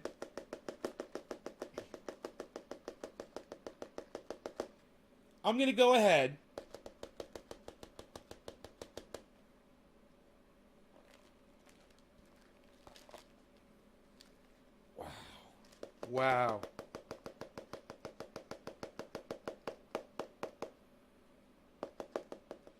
And I'm going to show you guys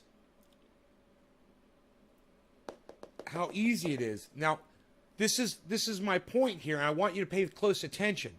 If you buy a cannabis bag from somebody, once a week or once a month or whatever, and you keep it in the bag, or you keep it in the dispensary thing that it comes in, right? And you smoke out of that. I propose that you guys all get one of these, a plastic container.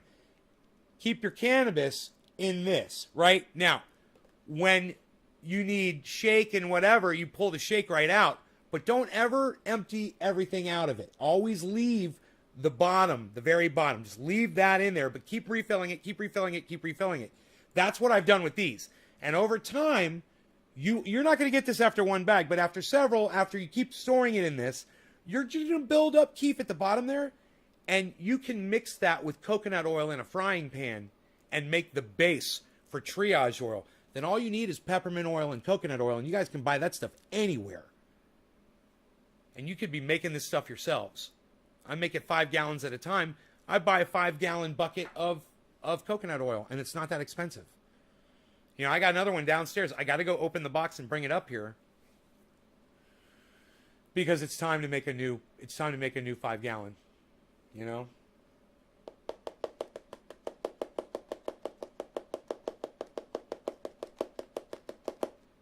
I'm going to show you guys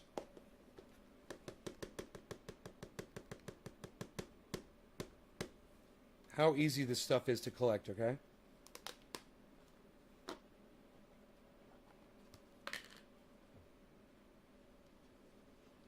So, I'm going to take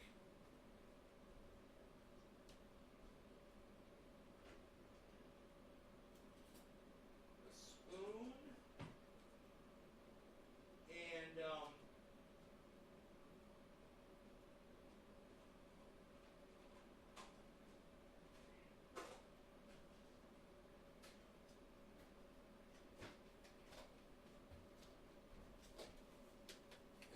these containers here, right? Clean one. I'm going to take a spoon, right? And I'm just going to use the spoon so I could do this fast.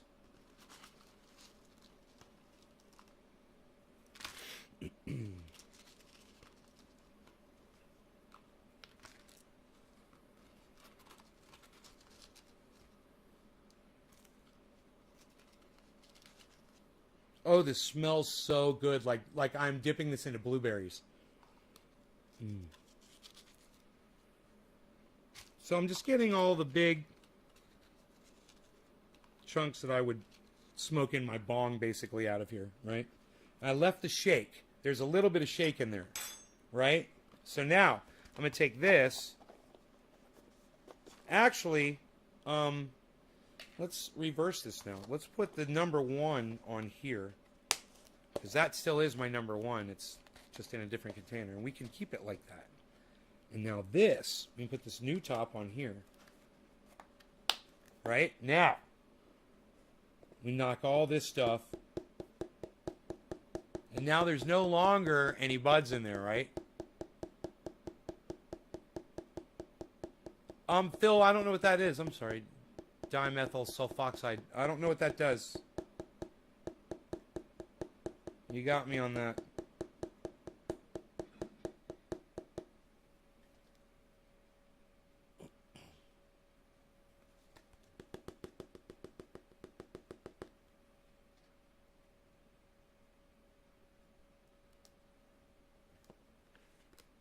Okay, now, untake my spoon again, and this is still like basically key free. You could roll a doobie with this, you know. This would be get you so fucked up, because it's the bottom where there was keef and stuff, and it's all mixed together. I don't smoke doobies though, for the most part, so. Oh, it smells. It smells so good. I just kind of had like a moment there. I don't know.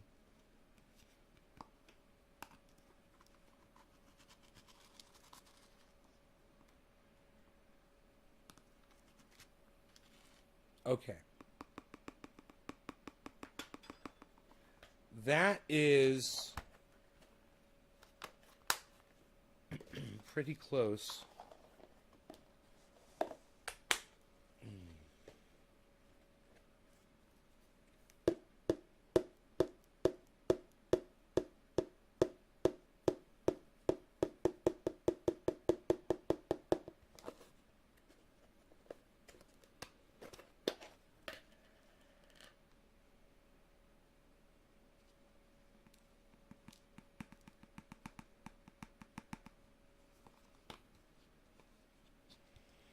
Look at the sand at the bottom of the dish. Not the very bottom, but right in the center.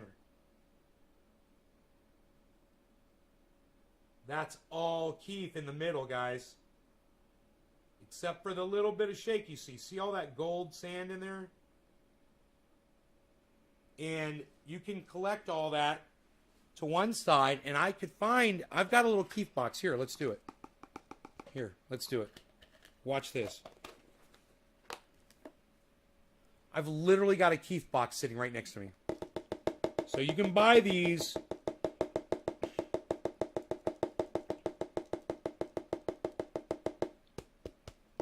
You can buy these at most dispensaries, right? And this is how you separate that little bit of keef that's left in there. I mean, the little bit of shake that's left in there with the keef.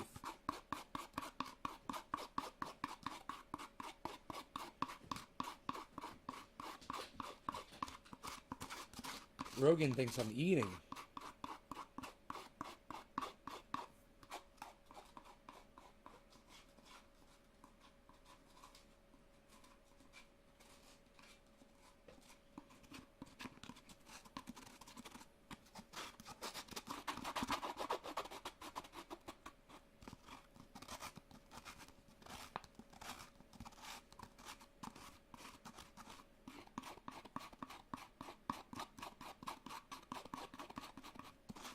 All right, so I scraped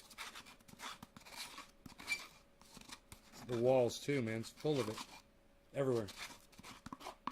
All right, scraped all around. Now, watch this. We're going to come over here. We're going to grab this Keith box, and I'm going to show you how these things work. I got several of these. This one,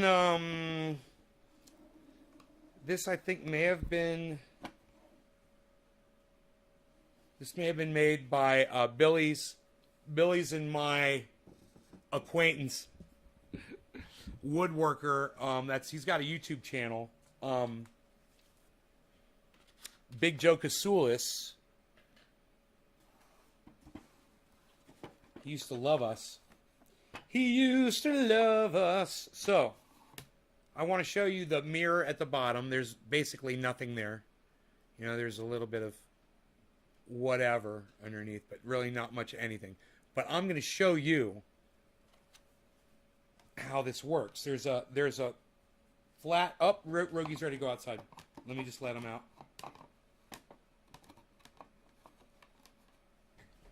There's a screen, like I told you, use like a silk screen. There's literally a screen in this Keith box. It's a level above. It's a level above the glass, right? And I'll turn this around and I'll show you how it works. So you've got this screen. It's removable.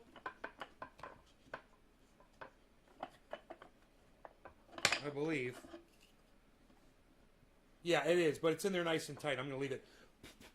And you've got this as well to push your shake into. You put your shake on the screen. I'm going to dump it out. Oops. Oops. There we go. This goes in here. All right, so.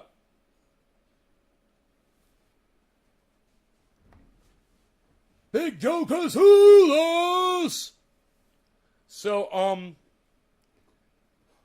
you need like a razor blade or a credit card, you know, and then this goes in here like that, and then you take your material and you just pour it out, okay? And now you make sure that your screen is closed, and now you could take a, you know, I've got an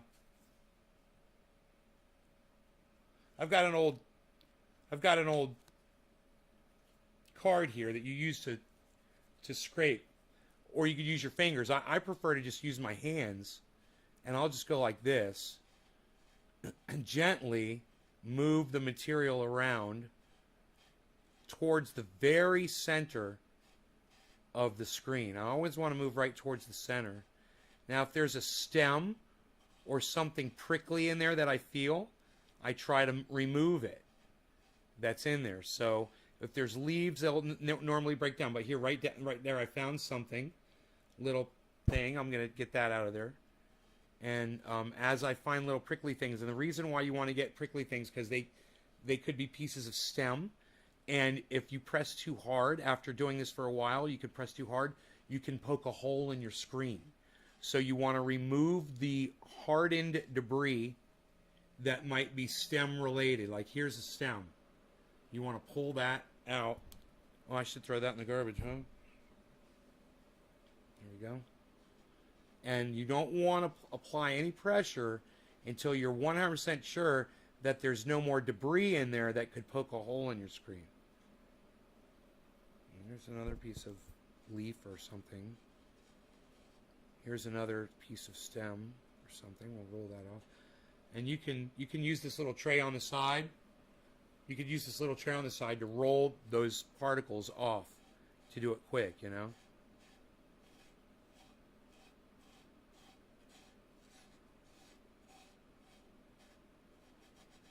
And then just a nice rubbing. Now, we talked about the pollen pail the other day. The pollen pail was an invention from my buddy, Kayaking. And the pollen pail, and now look, watch, I'm going to tap it.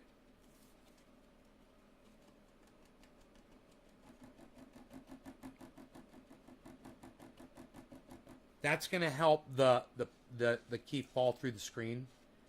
And remember, I'm moving towards the center because I want everything to just pile up right there in the middle. On the when we pull the glass off, there should be a nice little pile of keef there. So there's a little particle right there. I'll just kick that into the tray there. We're almost in full rubbing mode here, which I'm going to show you. There's actually a more efficient way to do this, but I want to make sure I don't have any more stem in here, because we do put a little bit of pressure on there, just the weight of your fingers, right? Okay, tap right in the middle. It'll all come to the middle if you tap right in the middle, generally. Wherever you're tapping with your fingers. Alright, now we'll use the card here.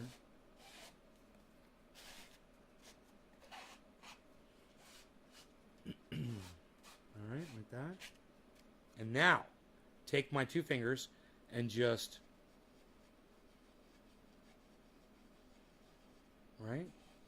Now, the more you do this, the lower quality will be down there, because you will eventually start grinding pieces of leaf in there. So remember to keep the pressure very light. But I want to get all of it right there in the middle. And I want to get all of that, watch this, just rub it right into the middle there. Not hard, but it's about focusing it all in one spot. And it's about not putting pressure, but just enough to... and you can do this as long as you want. You'll get more keef, man. The longer you do this, the more keef you'll get. But like I said, you will notice some impurities. So, now, let's see what the mirror looks like. Now, you remember what the mirror looked like when we started. There was a little bit of keef on there from the last time, just a tiny little bit. Here we go. Is keef a proper word to use? Yes, it is. There you go. That's the keef, guys, and you can pull this all the way out.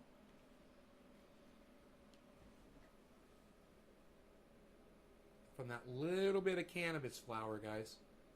But that was because this was over time, right? Won't that be fun to put on my bowl right now? I've got a razor blade right here.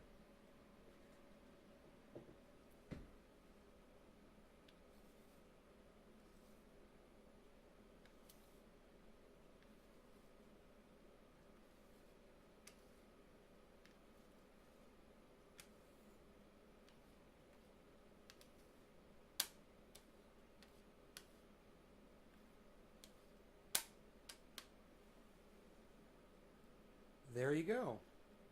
We've extracted the keef that easily out of our cannabis. Now this can now be easily put into a frying pan at 275 degrees with coconut oil, decarboxylated and mixed into the coconut oil, so that you could take that 50-50 and take the 50-50, 30 drops of it, and make 1 ounce of triage oil. All you need is 10 drops of peppermint oil, 8 drops of peppermint oil, I think it is. 8 drops of peppermint oil and like 1 ounce of coconut oil in a little jar. Boom. There you go. We're going to smoke this now. And another cool thing is, now your buds are all nice and clean. You don't have all that stuff down at the bottom, except, some shake. But you take that shake, and that shake will just make more keef, and you can just keep going with the shake like that. That's something you can do with your shake. If you don't smoke doobies, you can make concentrated cannabis out of it. Concentrated keef. A little keef box is really easy to find on the internet. You can find them very, very, very, very, very inexpensive. They come in all sizes. So you get a little keef box, like, it'll be just as effective as this big one. If you get a tiny one, here, I'll find you one right now.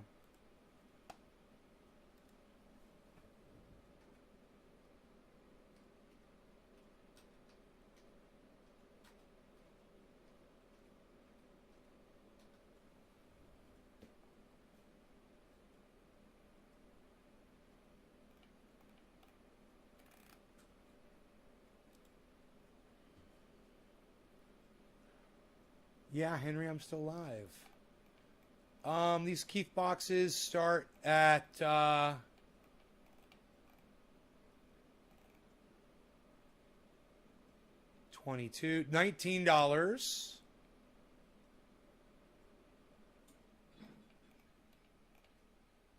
found one for $19, guys. Here's one. Here's a press for, I wouldn't mind having that. Hash compress, pill press, mini silicone folding funnel. Dude, you could press fucking Keith. You know, you get a lot of this. And you press it down into these hash coins. It's cool. They've got those presses. They're $19, $18. So, Amazon's got a Keith box. There's a press for $14. There's a press for $14.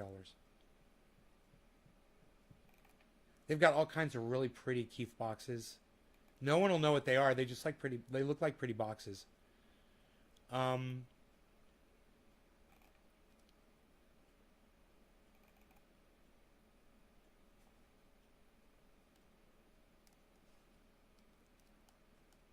And you know, you can use a grinder when you're making doobies, and that'll save the keef down in the bottom chamber. $19. That was the cheapest one, right? $19. It's beautiful. This $19 one is beautiful, and then everything else is more expensive than that. Why do people press keef? For a chunk of hash, man. You smoke it in a bowl or in a bong. People do that shit all the time. Psst. People do that shit all the time, pal. If they make, you're making hash out of it. Pressed hash.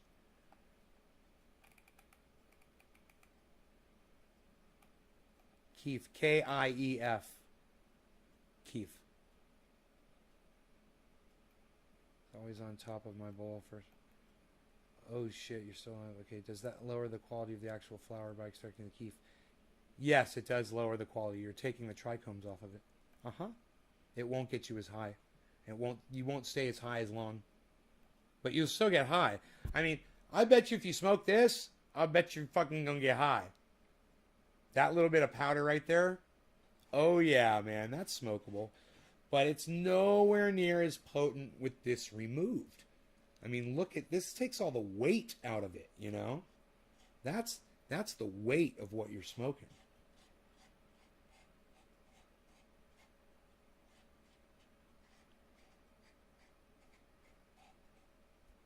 So, I'm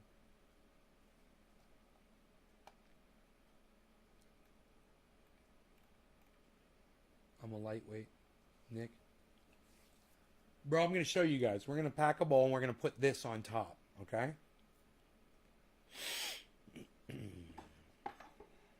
So this is, if you pull the screen out, which you can do, it's just in there really snug. You can dump this. Here you go. See, this screen is removable. So I can take this now and dump it in the trash.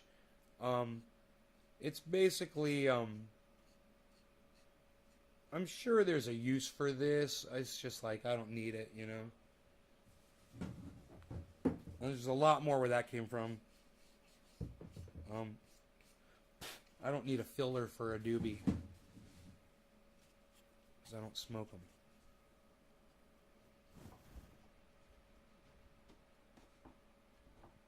Edge of Tomorrow, son. What? Psst, nobody's even watching Edge of Tomorrow anymore, pal. That's a real movie. Nobody watches real movies anymore, pal. All movies suck today. 99% of all movies suck. You guys should watch that video on YouTube. 99% of all videos suck. So if you guys want a $19 Keith box, I'm going to go to Twitter and post that for people who want to be able to get, if you want to get started concentrates.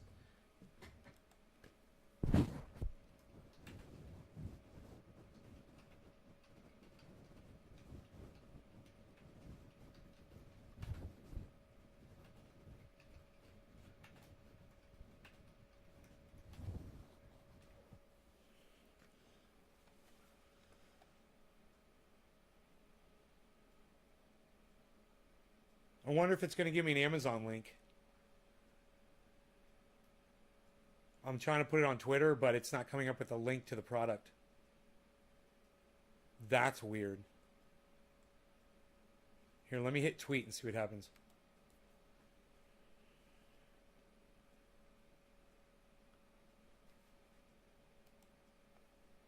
Oh, it worked. It worked. You guys, that's the coolest tweet. I win the internet today with that. $20. I said, get started for concentrating today. $20. Psh, pal. You guys should all retweet that right now. Dude, it's so cool. It's got a picture of the Keef box on it, man. It's only 3 inches by 5 inches. It's just a small little... It's so fucking cool. They've got different pictures of it there. Oh, yeah, it shows the screen. Shows the little mirror. Yep. Yep. Yep. The RYOT 3x5 solid top box in walnut, premium wooden box, perfect for sifter, monofilament mesh screen, glass base tray, prep card pollen catcher.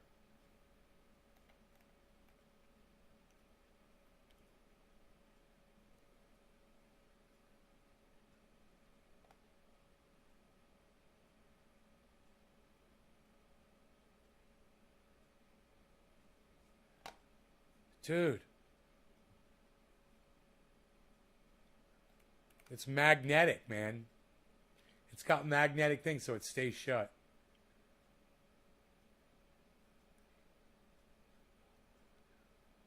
Full melt. Yeah, this isn't going to be full melt.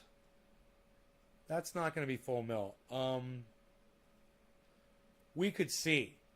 But I'm pretty sure that this... Bro, full melt is just the trichome heads, not the stalks. This is the heads, the stalks, and probably a whole bunch of fucking garbage. I've got a microscope. I can look. I'll tell you how much garbage is in here, okay?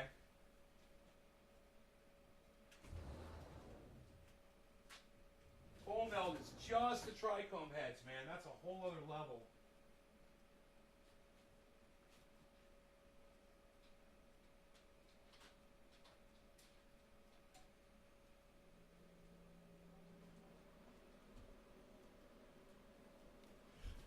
Okay, I'll tell you what I see.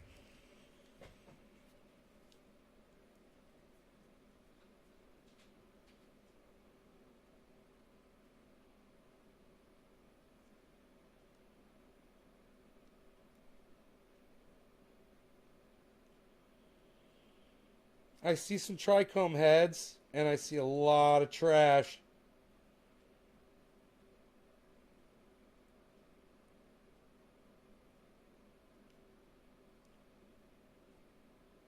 I see a lot of trichome heads.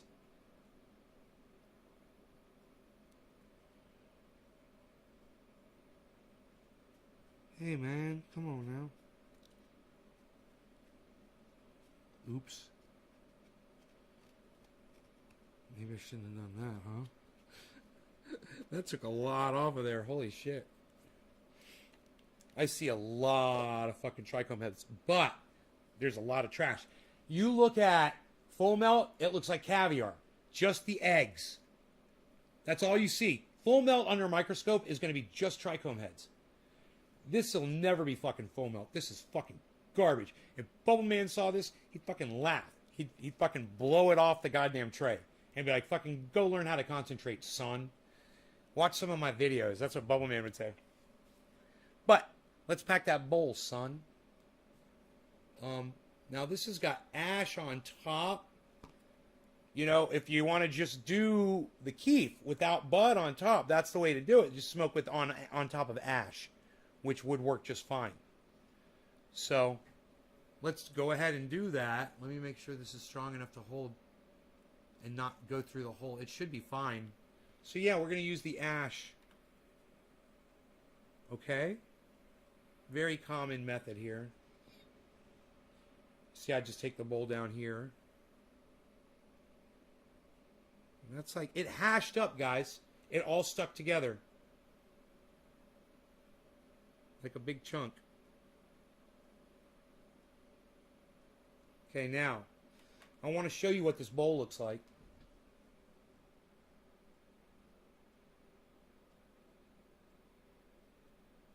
You can see the trash. All the shagginess in there, that's trash. But, you know, it's Keith. If you look at it with the naked eye, it looks like sand.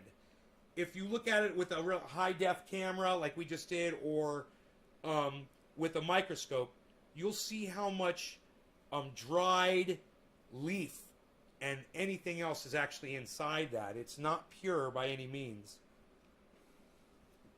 So here's something we can do. Save a little space here on the table. And just put that right there. Nice, nice. Put that right there where you guys can see it. Put this over here.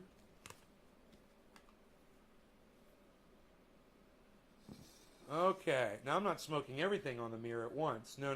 But I did put a nice little chunk on here. So let me find my lighter.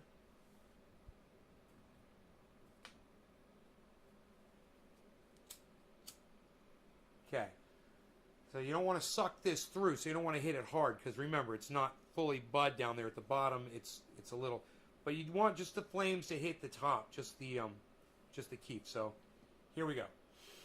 Cheers, guys.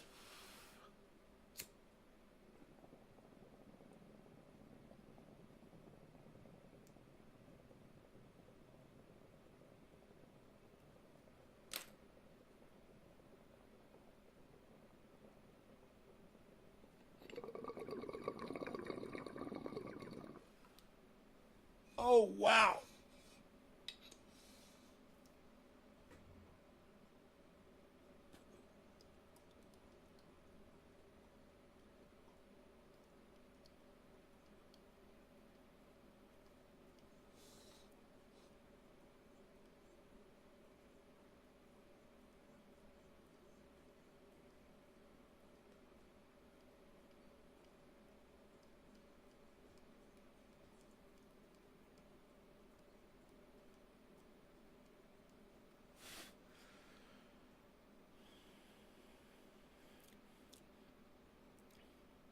No, it tasted more trashy.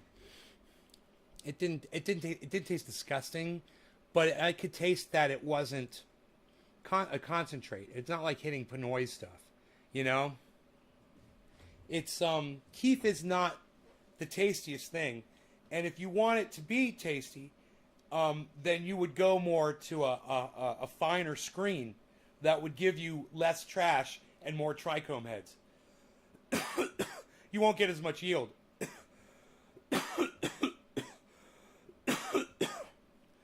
But it'll get you high as fuck. I'm getting visuals off of it. Literally, I mean, it's like... Yeah, it's nice. It makes things more vivid, you know? It makes things pronounced.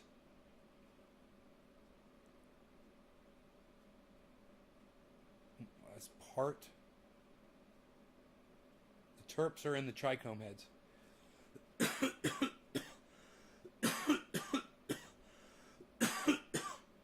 This stuff that Pinoy makes, that's trichome heads. You know? That's all that shit is.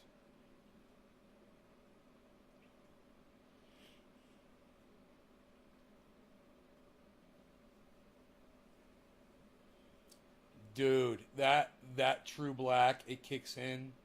And that's what that is, man.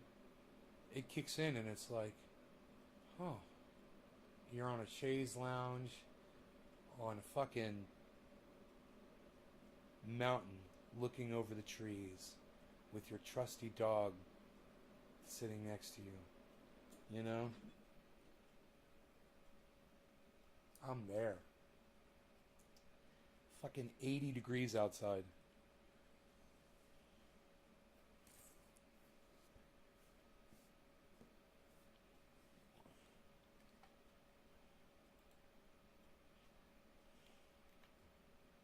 Hey, man, it's got 3 likes, 3 quote tweets. You guys are great. Thank you guys so much for that. I love you guys. Thank you, thank you, thank you, thank you, thank you.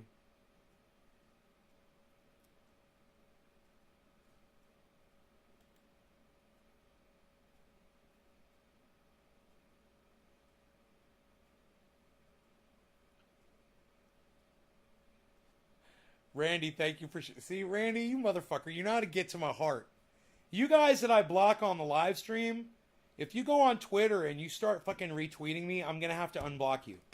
Fuck you, Randy. Fuck you.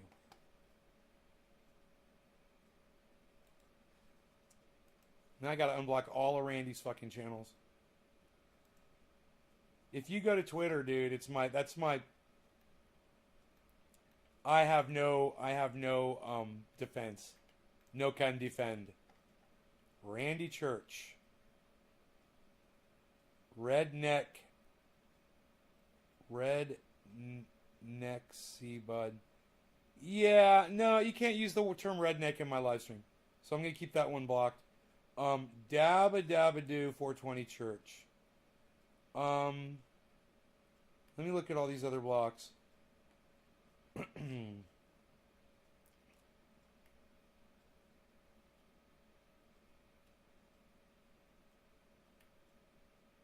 Trendy Philip Palazzolo unblocked.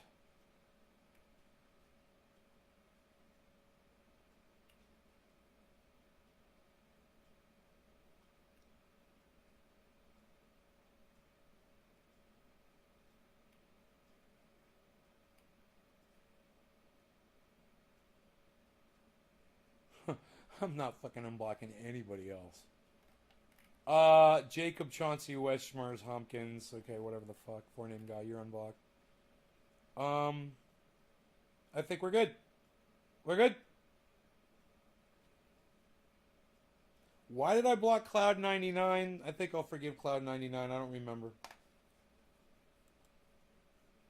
I don't remember why. Done and done. You fucker. You know my goddamn kryptonite. You figured it out. Just when I thought I was out, Randy pulls me back in. Fuck you, Randy. Fuck you, Randy. Fuck you, Randy. Fuck you.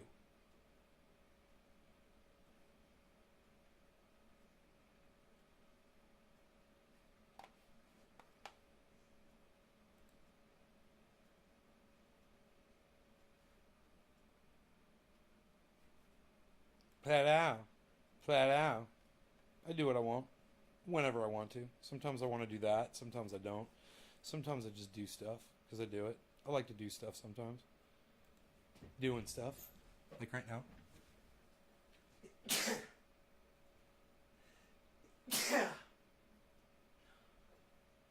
That was my karate move right there. I know karate.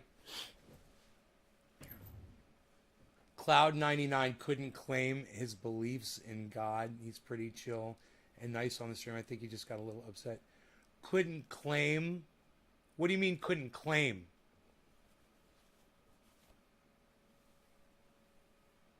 Couldn't admit that he believed in a God? Claim that his God, he's like, I'm not spiritual or no. I don't believe in any established religion. I was like, but you believe in a God. Which God is that? It doesn't matter. I mean, it's just as stupid as any established religion God too. It doesn't matter, but you're just as stupid as them. If you think you know the God, and I got a buddy, yeah, comes in here all the time. I think he thinks God speaks to him specifically, and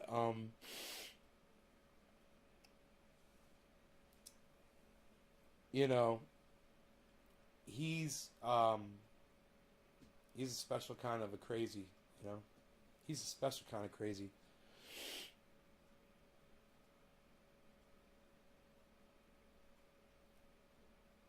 Yes, Josh, YouTube gives you the ability to block someone for 5 minutes. I never do it. You know why? Because if you go on Twitter and you start retweeting me and you want to be let back on the live stream, which is fine, and you start retweeting me, I will have the say of when you can speak. I'm not going to block you for 5 minutes. Fuck you. Not you personally, bro. I mean, when I'm blocking somebody. If I block you at all, there was a good reason for it.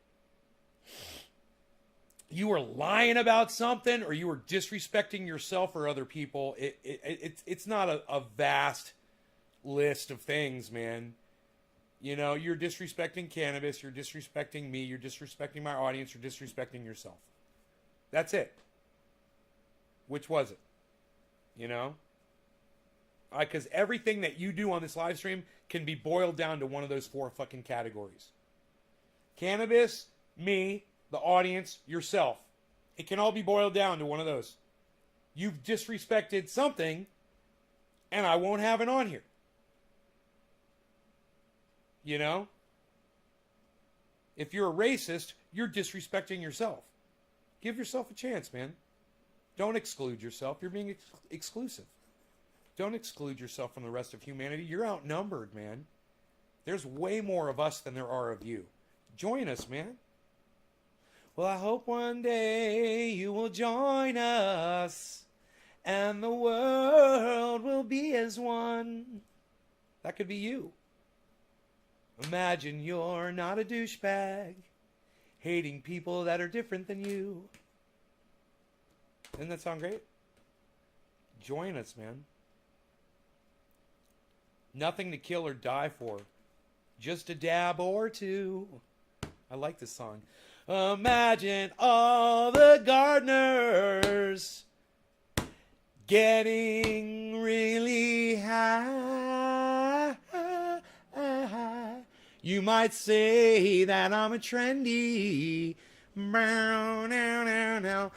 I'm not the only one who still considers themselves trendies out there. Let me hear from you. Give me some fists in the audience. I hope one day you will join us. And the world will dab as one. Dab as one. Look at fucking ORF out there fucking retweeting the shit. What? There you go. That's what I'm talking about. Stupid old man. He finally fucking gets it. There you go. Nick Brown, you. Nick Brown, you. You guys better hope I don't log into all my accounts. I'll start fucking liking and retweeting all your shit.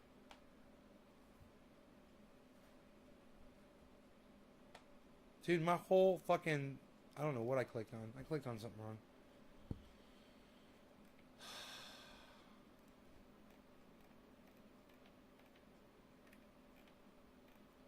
Dude, a miserable liberal lets me know what's going on with Jimmy Dore. I mean, it's cool. They got the box. They got the box. Jimmy Dore and Steph. They got the box. I thought Steph might be mad at me. I thought she might be, because she said something to me on the messaging and I didn't understand it. And I thought to myself, I hope she's not mad at me. I was like, well, she is. I'll never hear from her again, I'm sure, right? I heard back from her. She's not mad at me. I asked for an update. It's okay if she doesn't give it to me, but I asked her for an update on the unboxing. I was like, can I get an update on the unboxing, please?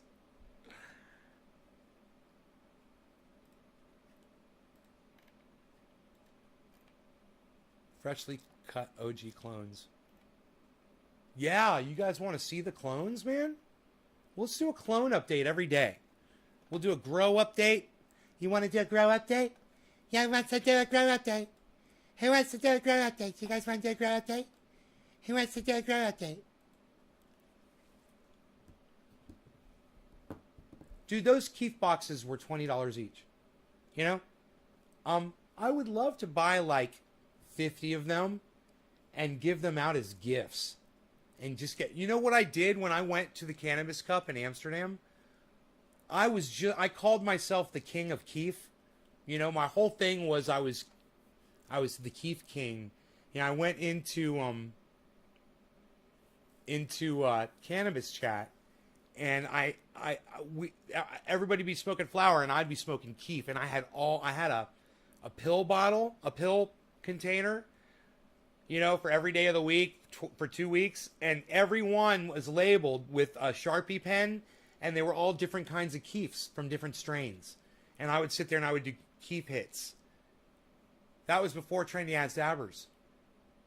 You guys don't know about that, do you? I don't think I've ever talked about that on the live stream before.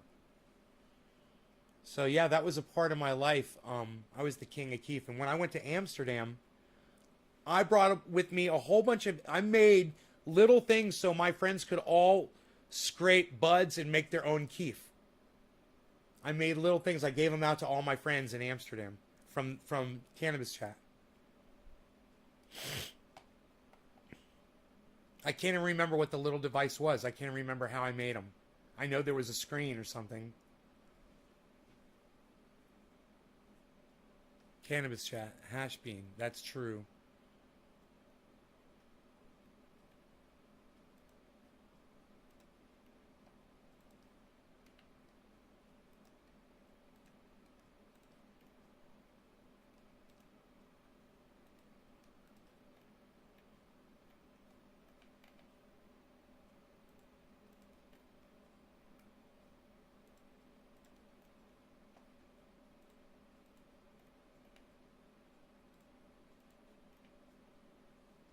You guys are great, man. I'm retweeting all your tweets.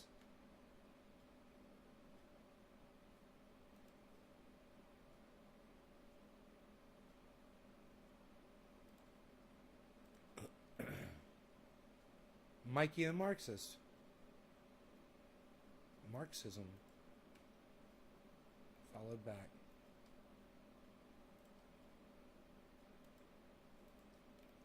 Dude, I can't keep up with all this. You're tweeting me so much and retweeting me. Oh my god, this is great. Holy shit, I'm trying to like and retweet all this shit. Nobody else retweets any of your stuff or likes any of your stuff, guys. None of you. It's horrible. All of you guys should all follow each other on Twitter, right? And you guys should all be retweeting and liking each other's tweets. You guys should consider that. You guys should be easy to find through my channel.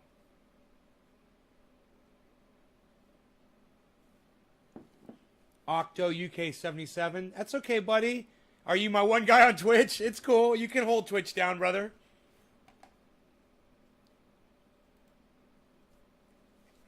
Hold Twitch down, bro.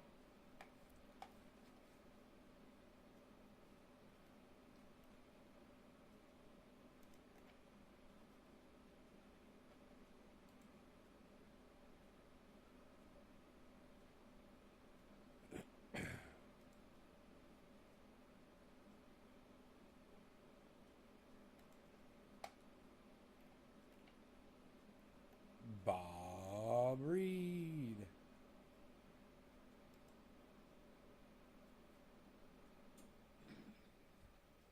Macrame that bird's nest to the tray table latch and watch her beg for someone to untie her. Come on, y'all. Has no one else thought of this yet, or am I just too lazy to scroll today?